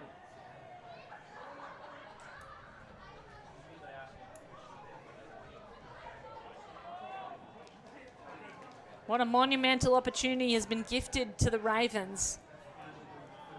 The second time that's happened today. We've seen big plays in the special teams have impacts before. It was a touchdown called back last year by a penalty on a long kick return. Now we've had a couple fumbles on just normal punt returns. Fakes the handoff, goes into the end zone through the air, and he cannot connect with Robbie Corcutt. And Corcutt's a big target. I absolutely understand trying to target him in the red zone. He's got a huge catch radius, caught a touchdown in last year's Sun Bowl, had that earlier running touchdown for the Ravens tonight. Just a little bit of an overthrow on Bessie's part.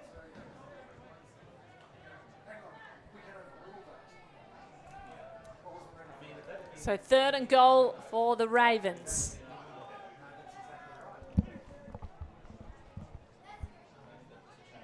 Apologies, we've lost the screen here and we're back. 3rd and goal. Bayside Ravens on the move. Bessie takes it himself, bootleg out to the right, chased down by 3, and it's dropped. The Rhinos nearly had a pick, but they drop it. Big opportunity missed as Ryan Barthelson almost counts his 2nd pick. Really good pressure by that Rhinos defense to make Bessie uncomfortable, force him to make a throw, and it went right through the hands of Barthelson. He spent it before he had it. I think he had his eyes on the other end zone once more. There would have been a long return for Barthelson. He would have been huffing and puffing by then. Warwick Russell steps up to kick a field goal. Kick is up, and it's no good.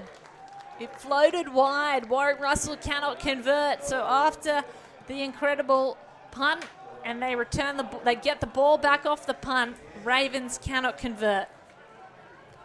Really curious to see if that play has an impact because Yeah. the Ravens were just gifted the ball. Yeah. 1st down and goal inside the 10-yard line.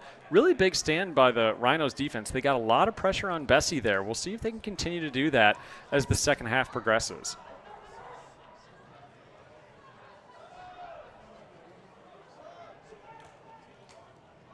Bayside Ravens, the reigning dynasty, chasing a 7th consecutive Sun Bowl victory. They currently have 6, and if they get 7, that would be equal to the record held by the Gold Coast Stingrays. Nonetheless, here come the Brisbane Rhinos offense, trying to make sure that doesn't happen. Handoff, Brown in the backfield. I tell you what, the defense of the Ravens has not allowed anything to come through at running back. Well, they're fresh, and they are flowing to the ball really well. Their D-line is getting a lot of pressure on that Rhinos offensive line. I mean, Isako there takes on 2 blocks, and then who ended up just absolutely coming in like a lightning bolt from his linebacker position? Was that Reggie, number 17? Alexander Redgewell, I think so. Just coming in like a missile.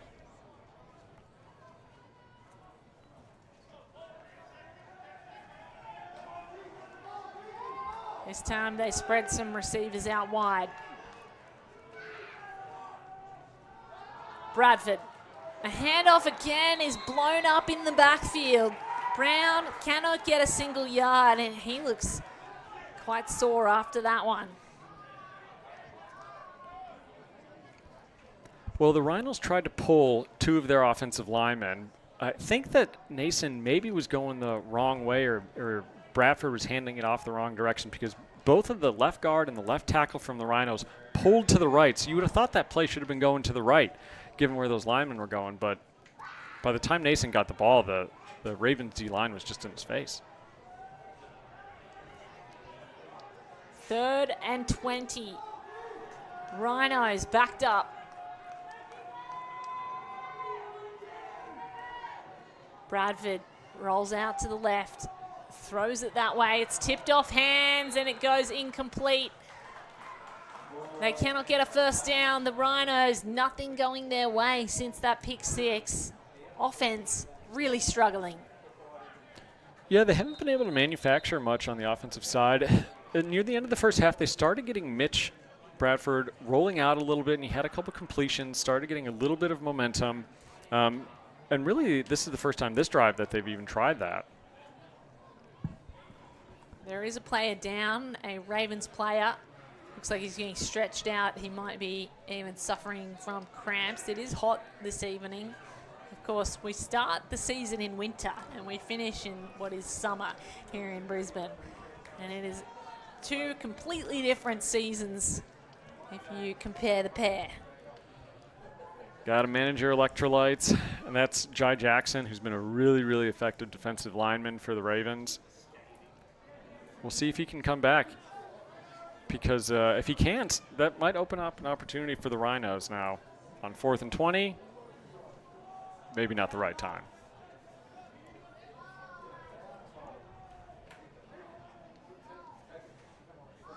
But having said all that, they're only 2 touchdowns down. That's 2 plays. We just have to see if they can manufacture some offense first. Still a quarter to go and 2 minutes left in the 3rd. Fletcher Patterson setting up to punt this away. It's going to have to be a huge punt. Helicopters it towards the 40. Not huge, but certainly some much needed territory. That's where the Ravens will come back out on offense. And the Ravens have had pretty good starting field position for just about all their drives, which means they don't have to work as hard to manufacture points and to manufacture yards. It's a lot easier only staring at 40 yards in front of you than 80.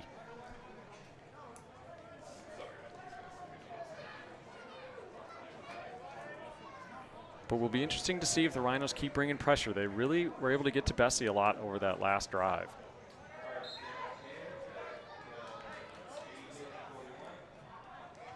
Handoff to start things off. Chris Farrar runs it up the guts, gets a couple of yards, and his progress is stopped with just a 2-yard gain, maybe 3 if they spot him nicely. Good job by the Rhinos linebackers getting to the ball. Jackson Collins somehow snuck in behind Farrar as he got the ball and just started tugging at his jersey from behind to slow him down. And eventually, the forward progress, you can only go so far before the referee starts blowing it dead.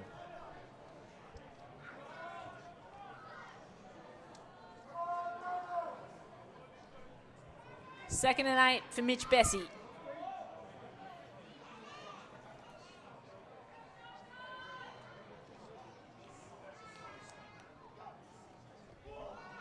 Spun all the way around to give this handoff. It's worked out somehow. Chris Farrar gets very close to the first down marker.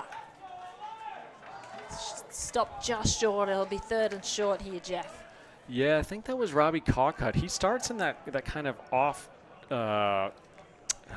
tight end position a little bit, just off the line of scrimmage, and he's taken a couple handoffs. And on the touchdown that he scored, he basically took a handoff and rolled to the right. And in this particular situation, found a lane on the left and got pretty close to that first down marker. 3rd and 1. Chris Farrar is now back in at running back. Mitch Bessie surveys the scene.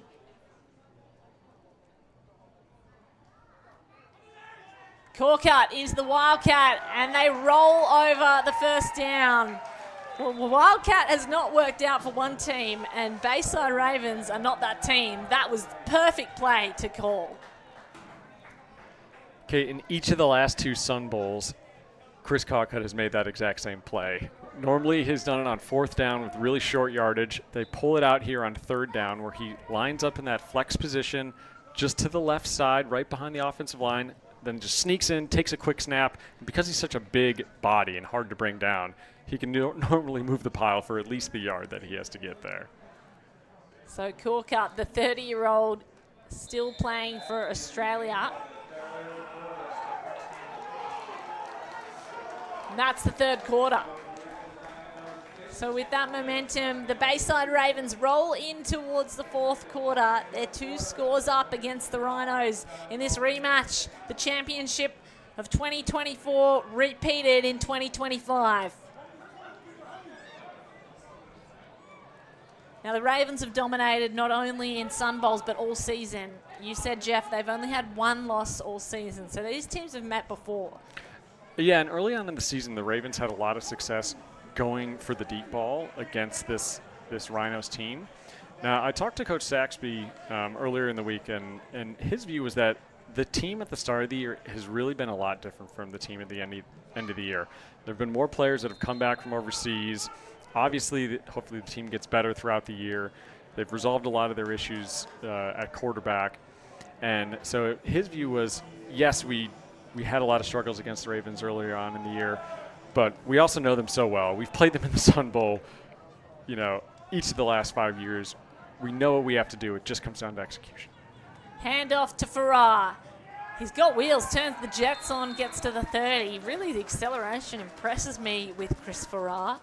For a big man, he can start moving fast. And for a 35-year-old, too. Unbelievable. There's a few veterans on this team that are still like a fine wine, just get better with age. Yeah, it's not just the young guns that lead each of these teams. They both have their influx of youth, no doubt, but certainly the experience pays off when you've met each other for this many times in a row in the championship.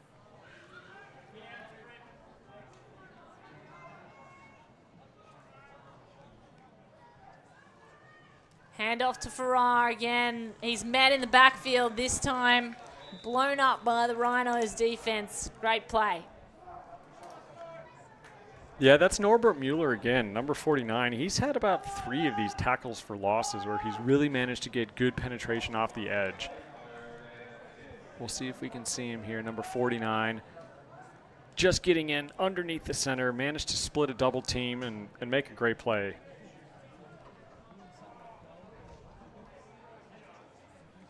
The Rhinos needed that just to try to slow the momentum from this Ravens offense. Oscar Lai is back in and running back.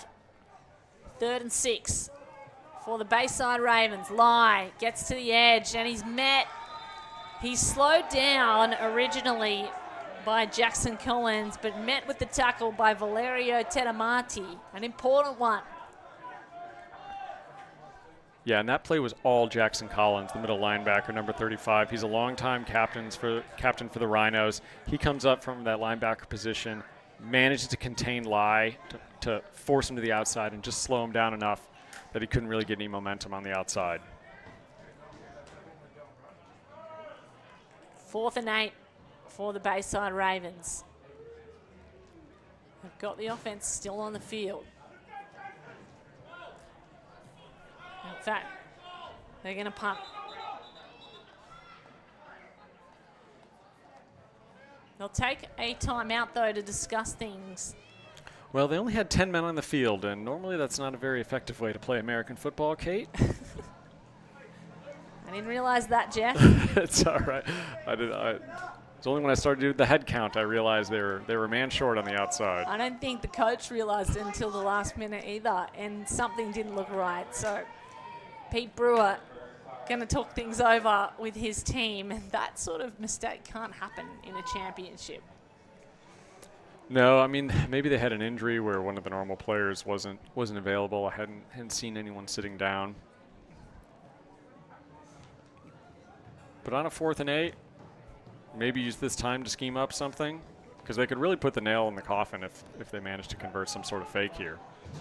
We've discussed how many veterans are on this team, and the various ages. We've got 19-year-olds, we've got 35-year-olds. This is a reflection of how massive the game is becoming here in Queensland. They've had more than 2,000 participants this year across tackle and flag football, juniors and seniors. That has more than doubled in the past year in total. Here's the kick. Looks like it drops out of bounds at around the 20.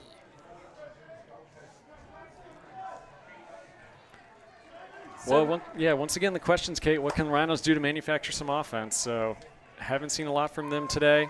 We'll see if maybe they try to spice something up. Still haven't seen a lot of screens, no running back screens. Not a lot of one-on-one deep balls that they've tried to target.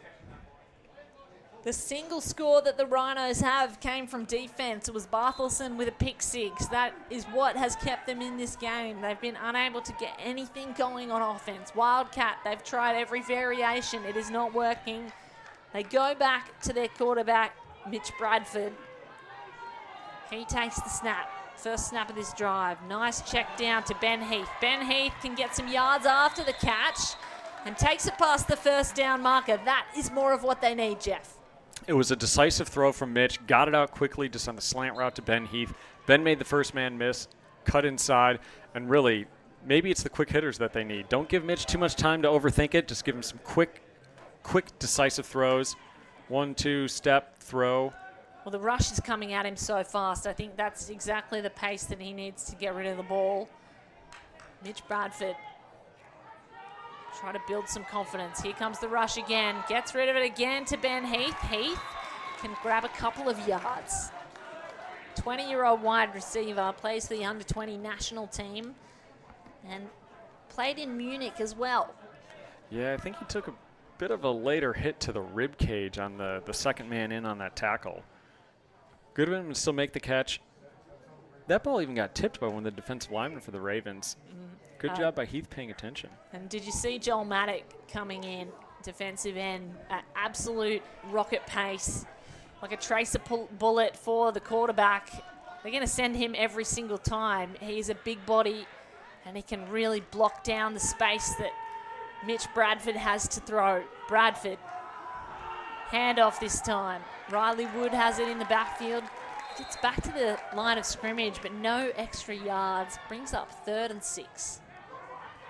Yeah, and Riley Wood's a pretty reliable running back. He played overseas in the offseason as well over in Europe, so got a lot of experience. Had a couple big plays in the Sun Bowl last year.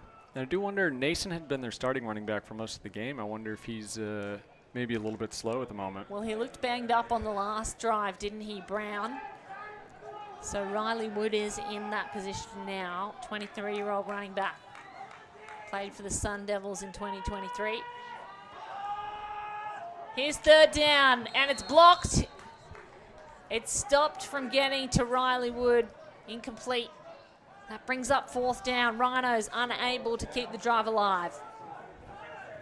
It's a good way to neutralize an aggressive pass rush. Just get something quick to the outside. I think it's just a missed throw. Yep, just a little bit low for Riley. Riley sort of was backtracking rather than moving forward. I think his quarterback wanted to lead him forward, and he was not ready. He was on the back foot. So here comes the punt. And the clock's going to start becoming an issue pretty quickly here, Kate, with 7.5 minutes left in the game. The Rhinos are going to have to start moving the ball. They do still have all their timeouts, but need to see some positive offense first. Here's the kick by Fletcher Patterson. Short kick. Out of bounds just before the 30. So Ravens can chew up the clock now as much as they like. 2-score lead. To put another on the board might be the final nail. Rhinos, it is up to their defense. They are the ones that have made the plays so far. Barthelson with the pick 6, the only score in this match for them. I would expect a lot of draws to Farah on this drive.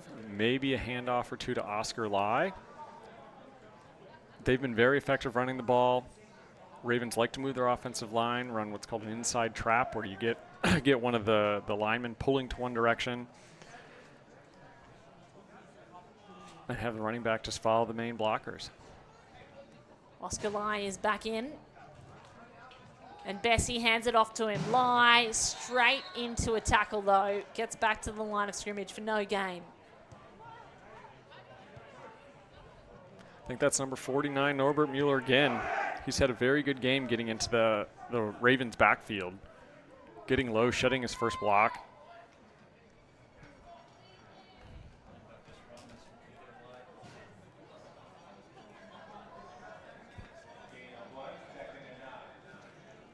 They're definitely taking their time, Kate, as I would expect. 2nd and 9 for the Ravens.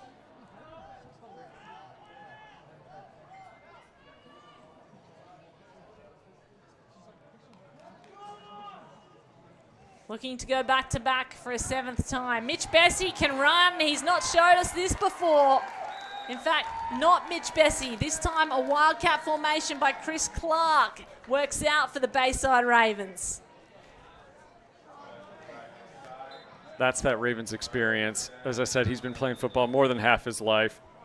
You're going to trust anyone else with the ball in his hands more than him? Probably not. And we've got Donovan Fain down with a bit of an injury for the Rhinos. It is incredible how the Wildcat was the entire offensive play plan for the Rhinos, and the only team that has been able to run them successfully is the Ravens. And it was their Achilles heel earlier in the season against the Logan Bears. They've clearly learned from it, coached from it, they've prepared for it, and they've adjusted when the Rhinos tried to introduce that.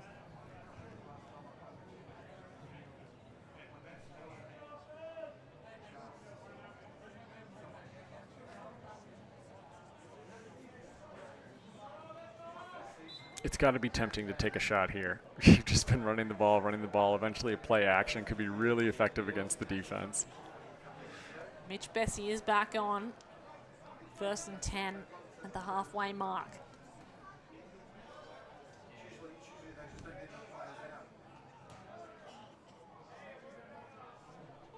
I think the play clock started a little bit late. It's still got 18 seconds left on it. It's certainly taking longer. They are running down the play clock as much as possible. They can juice the clock and hold on to this lead. They get the championship once more. Handoff. Farrar. Back to the line of scrimmage. He's met for no gain. That was Dean Latamahina. Managed to get low, stop that running back in his tracks. But the Rhinos are going to have to do something. They're going to have to hold for another couple plays if they want that ball back. Rhinos D has been very good. These run plays are making it safe pickings for the Ravens, though. You go to the air and you risk a pick. So I think that is in Mitch Bessie's head. Bessie, handoff again. Lie, trying to find the edge, and he's met by 2 tackles. Incredible defense. Yeah, that's both Angus Franz and Jackson Collins, some of the veteran Rhinos defenders. They know what's coming. They know that the Ravens are just going to be running the ball. That one was not an overly complicated running play, just a straight dive. And the hope was obviously for Oscar to get as much yardage as possible, but good play by both Franz and Collins. He has just marched backwards there. It'll be 3rd and 9 for the Ravens, who were running so efficiently. Rhinos defense have found a second wind. Well, they've shut them out this half. It was 20-0 in half, so we'll give the Rhinos defense a lot of credit for adjusting. They had the big pick 6, obviously, by Bartleson. That's been the play of the day for the Rhinos, no doubt. But they really had to push back against a lot of this Ravens offense all game long. Thank you for joining us. If you are joining from home or wherever you are across Australia, around the world, this is the biggest championship in American football in Queensland, and I think in the nation. 2,300 players in American football Queensland this year across flag football and tackle, and of course it's going to be huge over the next few years with it becoming an Olympic sport in LA flag football. We have Brisbane on the horizon, 2032, potentially an Olympic sport in our home city, which would be incredible. So we watch 3rd and 9 for the Bayside Ravens. Another Wildcat, and it's whistled dead before it can unfold. That'll be an offensive penalty of some sort. Yep, false start.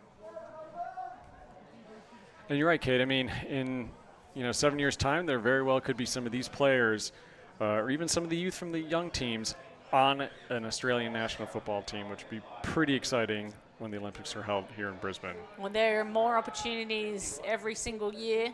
Many players going over to play in college. We've just had the very first quarterback drafted to a D1 school, Tom Huber, who was a Queensland boy and has gone over to play in college. Congratulations to him. Great sign of things to come in the future. So the Wildcat back on. Chris Clark in to take the snap. He jukes once, twice, and he's taken down at the 40 for a loss. Huge play by the Rhinos defense, but there's a flag on the play. Yeah, it was a little too huge, unfortunately. Val Tetamonte came up from his cornerback position to make a great shoestring tackle on Chris Clark, but I think Ryan Barthelson just hit him a little bit late after he was already down. So this will be a personal foul, 15-yard penalty, and that would have been a 3rd and long. A really unfortunate one, but lazy. He dived way too early, and he was clearly down. So picked it up. Picked it up. Well, I did think on the replay that Chris Clark had been down, but almost simultaneous as the dive came in. So they've taken a look at the replay and decided that there was no way he could avoid the contact there.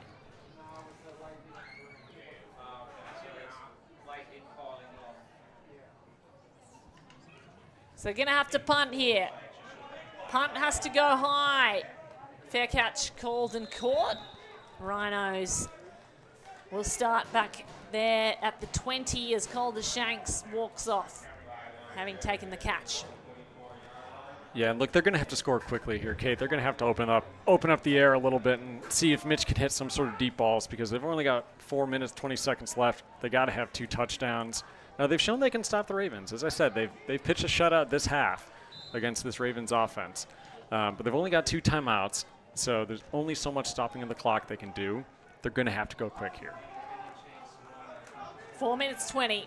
This may be their last possession. Cannot give the ball back.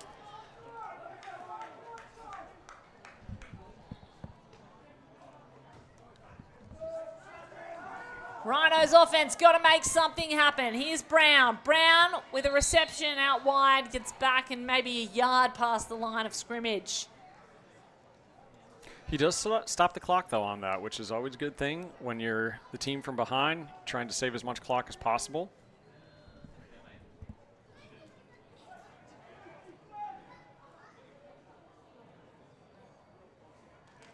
Mitch Bradford, the quarterback. What can he make happen? Here is where the champions stand tall. This kind of drive defines a champion. Jared Stegman led a couple last year, and that is what won the Bayside Ravens the championship. Now it's time for this 24-year-old quarterback to stand up, to step up for his Rhinos. Has to score. 2 scores to get back in the game. Handoff. Misdirection everywhere. Ben Heath has it in the backfield, and he's met by the defenders. Continues to run. Ben Heath climbs the ladder on the sideline, and he's only brought out at the 30. But did he step out of bounds on the way through? It didn't look like it, but what an unbelievable second effort from Heath here. I thought he was down 2 or 3 times. Boom, boom, boom. Kept his feet up. Kept moving. I reckon he stayed in bounds, you're right. There's green grass between him and the line. They're going to take another look at it. The referees, it's going to be tough to see below the scores on our screen. The graphic. Get him to roll it back, James. Almost in the way. James? They haven't challenged? Okay, we're not going to worry about it. Here's the replay. Amazing work evading all those tackles. It does look like he kept his feet in bounds. Good camera work there, getting that sideline shot. He did manage to stay in. That's such an There was impressive a play. millimeter in it, Jeff, but he's done it. Great play by Heath. I mean, the second effort, I think a couple of the Ravens just sat still because they thought he was down or was going to fall down, and then he just ran right through them. Just muscled his way through the core strength, really impressive. Kept his legs churning. That's the kind of explosive play they need. Ben Heath needs to get more of the ball. Bradford takes the snap, fires it down the center. Max Schlatter secures the catch. Just a little hitch route right up the middle, trying to attack the middle of this defense, I can see. And Mitch, when he's decisive, he can throw the ball. There's no doubt about that. Sometimes give him too much time, it can go through his reads too much, and he can sling it a little bit inaccurately. Under 3 minutes to go. Bradford wants to play fast. Another short ball to Schlatter. This one too low. I think the check down is working for them. That one just not quite on target. And look, it's not the end of the world. It stops the clock. You've still got, it's 4-down territory from here on out anyway, so you've still got another 2 plays. But gosh, that reverse from Heath. And it was the spin here just to redirect himself, stay on his feet. Game changer. I think that's the first reverse that the Rhinos have tried all day. So obviously something they've just been keeping in their back pocket for a long time.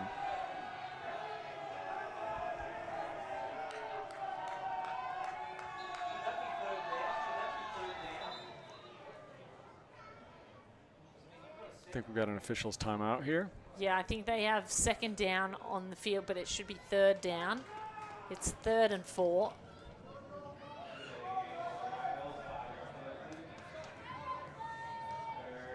Give everyone a quick breather. Delay a game. Oh. Yeah, right.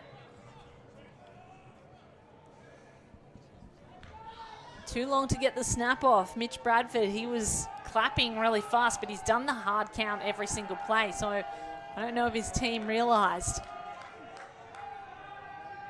Center has to realize.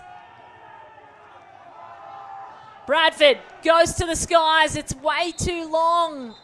He was looking for Ben Heath on the left side in the end zone. Couldn't connect. Now there is a flag. I think they're going to get the Ravens for an offside. But it almost looked like another miscommunication there. Heath went inside. Bradford looked like he was throwing to the outside shoulder. So if it was really a fade route, then you'd expect the receiver to be drifting to the outside, not taking an inside route against the defender.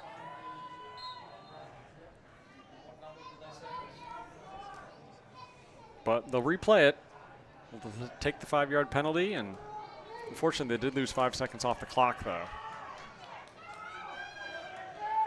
They need every second. At the moment, the Rhinos trying to fell a giant in the Bayside Ravens. Bradford, the crowd in his ears. Picked! The Ravens have it! And there's only green grass ahead for the Ravens. Rhino Fowry with the pick. Marches it all the way back to the 20. This might seal the deal, Jeff. What a play. Yeah, Mitch, nice and decisive, thrown to the outside. Great individual read, though, by number 14, Rhino.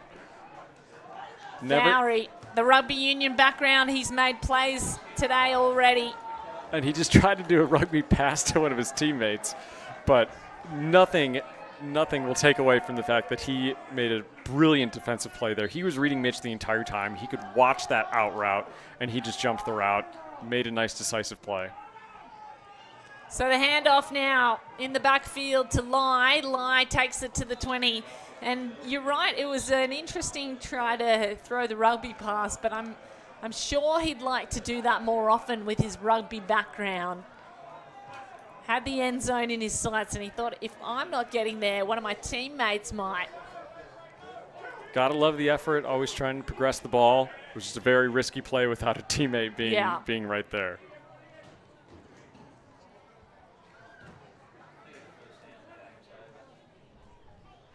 So timeout taken here.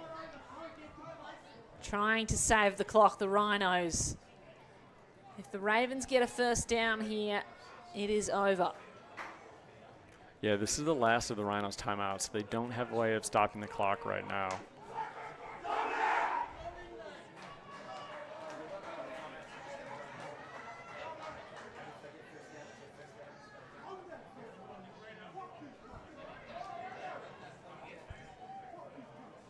Coach Pete Brewer looking for a 7th consecutive Sun Bowl title. They have 3 fingers and a thumb on the trophy right now, Jeff. Yeah, there have to be some pretty spectacular defensive plays from the Rhinos to slow down what looks to be an inevitable outcome at this point, Kate. So Bessie's back in. And they run it up the middle again. That juices more of the clock. It'll bring us down to the 2-minute warning. The Rhinos need something special. They'll have to get a turnover right now.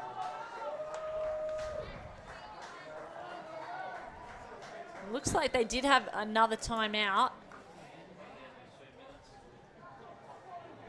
In fact, no, it'll run down to the 2 minutes. So no other opportunity. The Rhinos must make a play on defense, and then they need to score again. It is a tall equation, but crazier things have happened in these Sun Bowls, Jeff. You could have a fumbled snap, returned for a touchdown. The game of football can turn very quickly. I think they've only got 25 seconds on the play clock for any individual play, so there is a limit to what the Ravens can do without completely running out the end of the game clock. 2nd and 3.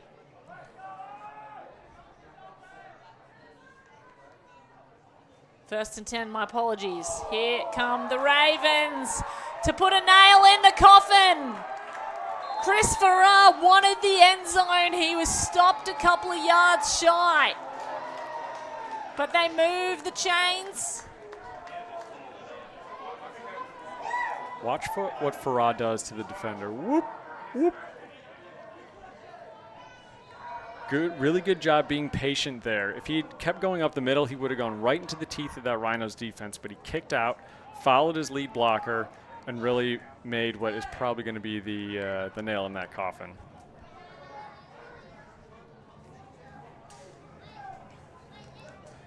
Well, Chris Farrar has had an impact all game. He has taken so many plays and so many tackles on. Yard after yard, he has ground his way through. Do they give it to him again? No, Bessie just took a QB kneel there. They're just trying to kill the clock at this point because they can run it out at this point in the game. Almost thought he deserved another handoff, Chris Farrar, to get into the end zone one more time, but it looks like they will play it safe. We've got a 25-second shot clock, as you say, so it is not quite the same as watching an NFL game. Less time taken off per snap.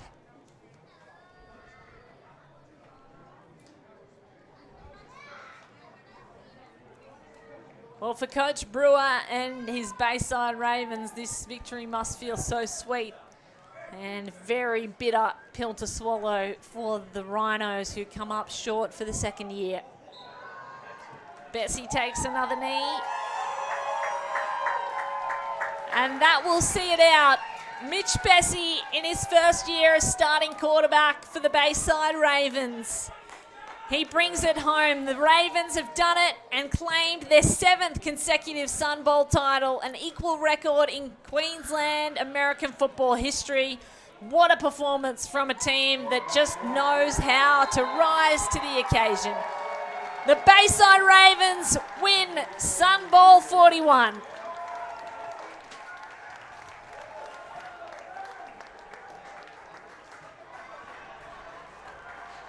big shout out to the Ravens. They did an outstanding job slowing down this Rhinos offense. And the Rhinos have had a bit of an up and down year, and I think some of the problems that did plague them throughout the year came to the forefront and were really exposed by that Ravens defense. Tried the Wildcat, couldn't get it done. But really the story for me is this Ravens offense. Their running attack was just so effective tonight. It was Farah, it was Oscar Lai, making people miss. They won a lot of those one-on-one battles, and that's why they're the champions once again.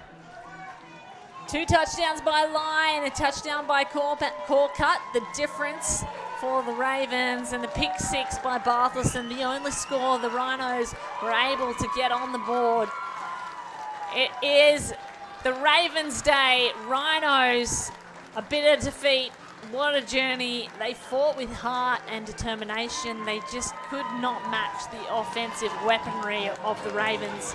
They will have to go back to the drawing board for another year in which Will Saxby has to learn from some mistakes and try something new next year. But American Football Queensland is growing, it is thriving here in Brisbane. And the Ravens, the heart and soul of the program, show they still have what it takes to lead this state. 7 consecutive Sun Bowl title to the Bayside Ravens. Pete Brewer, the first time he has been coaching from the sideline, gets a ring. They cement their legacy. Congratulations to the Ravens. My name is Kate Allman. I am with Jeff McGoodwin. It has been a pleasure, Jeff, as always, calling this game with you. Thank you to the entire team here and to all our sponsors in production. We want to acknowledge the incredible supporters who make it possible. Mabel Park State High School, Brisbane State High School, Ferny Hills State High School, Moreton Bay Regional Council, Ipswich City Council and the Gold Coast City Council, along with our supporting partners Impact Sports Australia, Tribal Sports, Sportslink Travel and Calling All Sports Brisbane, New England. American Football Queensland continues to grow at an extraordinary rate. We have been thrilled to be part of it this year. I'm going to go downstairs and help present the trophy, and I will leave you at home in the great hands and the lovely voice of Jeff McGoodwin. Jeff, pleasure as always. Thank you. Thanks, Kate. Fantastic game. Congratulations to the Ravens. They've proven again they are the class of the Queensland Football League. A lot of good sports. We'll see both teams starting to shake hands here. One of the nice things about this football community is it is small. These guys know each other. They've played together, played it with each other, against each other for many years now.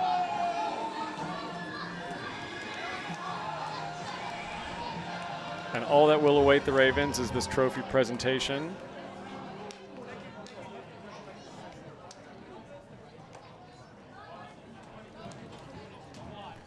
Congratulations, Ravens. Congratulations, Rhinos, on a great season. Look forward to the off season. Hopefully we'll see you both again next year.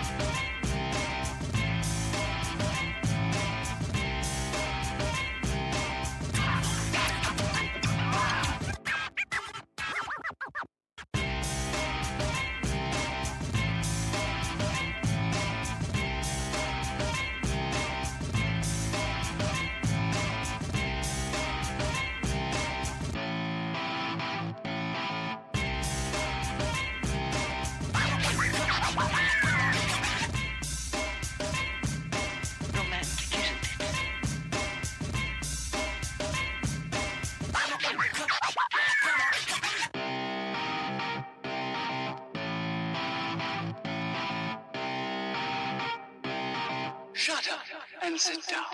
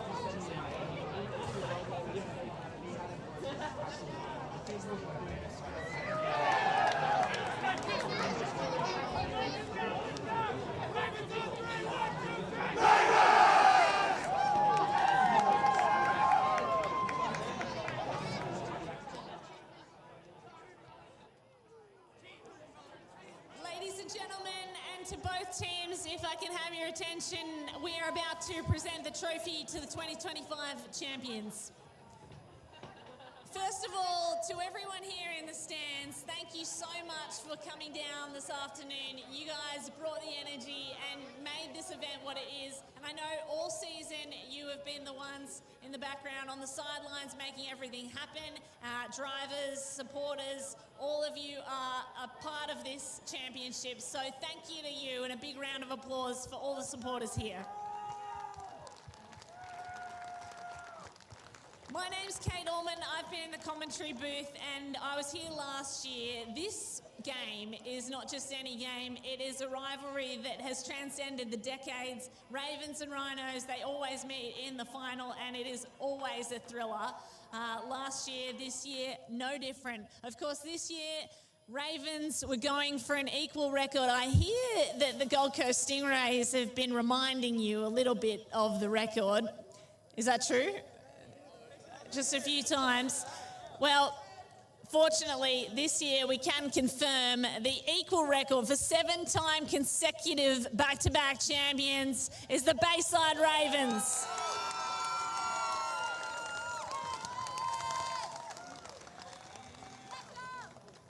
A big thank you to the runners-up, Will Saxby and the Rhinos. They had a lot of banged-up players through the season, and they put out an incredible fight, especially on defence today. So well done to our runners-up. To our sponsors, to the venue, and to the streaming partner, thank you. You guys made it all possible. The streaming partner, in fact, do an incredible job. I commentate American football and flag football across the country, and I have to say, Queensland does it best. That's right, I'm not just saying that. So I'm going to invite both of the coaches to come up and say a few words. So first, let's have the runners-up coach, Will Saxby. Would you come up to the microphone, please? Thank you. You know, it's hard being in this position for the 5th or 6th time now, but the Ravens have put out an incredible season again. You guys, from the get-go, were a tough competitor, and, you know, we gave it our all and really tried to push to that last second there, and it just didn't work out for us. So it's a tough thing to take again, but you guys, you know, shouldn't be overshadowed how good of a season you had. Especially with the injuries you had at quarterback, and then still being able to pull out and, you know, make it to the final, and then also be as dominant as you were. So it's a big round of applause for them. We'll give it to Pete. I'd now like to invite Pete Brewer, the championship winning coach, up to the mic. Thanks, Kate. I want to echo our thanks to our loved ones, families that let us come out and play a game 2 nights a week and then all day on Saturday. We can't do it without you, giving us the permission, taking our time away from our loved ones. So again, round of applause and thank you to our family and friends that let us do this.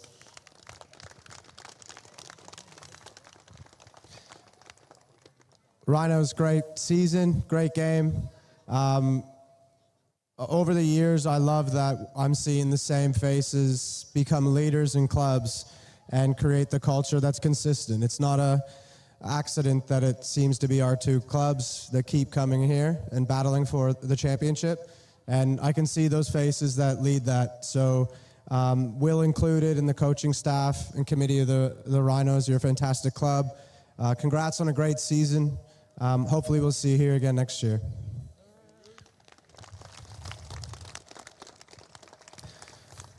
And Birdtown. It was a different year. We had different faces, new coaches, a lot of new blood, and we had to mix things up quite a bit with rotating quarterbacks, coaches coming out of retirement for away games. But when it mattered, we got around each other. We are a club. We are the brotherhood. We are a family. I love you all. Congrats on 7. Let's get 8.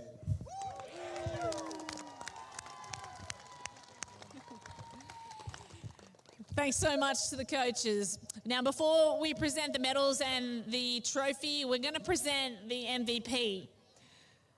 And this man had an impact all game. He had about 1,000 carries, and I'm sure he's been beaten up through it.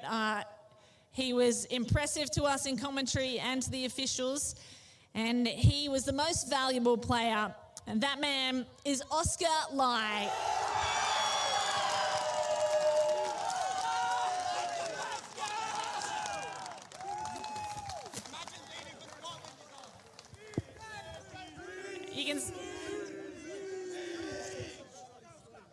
It's my first season with the Ravens, and it's been a great fucking season. Oh, it's all right. And yeah, I love this team, and thank you for the Rhinos for coming out. And yeah, 7 Pete.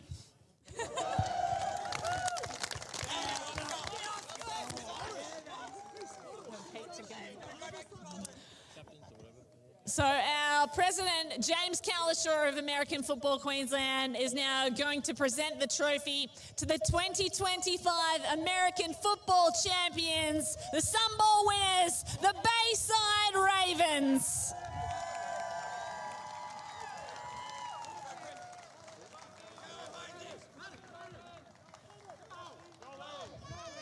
Captains for a photo first, please.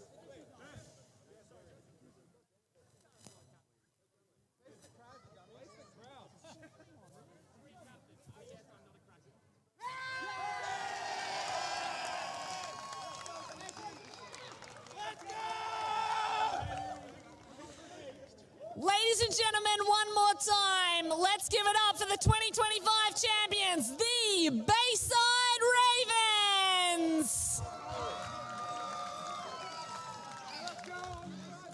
Thank you all. Enjoy the night. Enjoy your off season. We'll see you again next year. Thank you.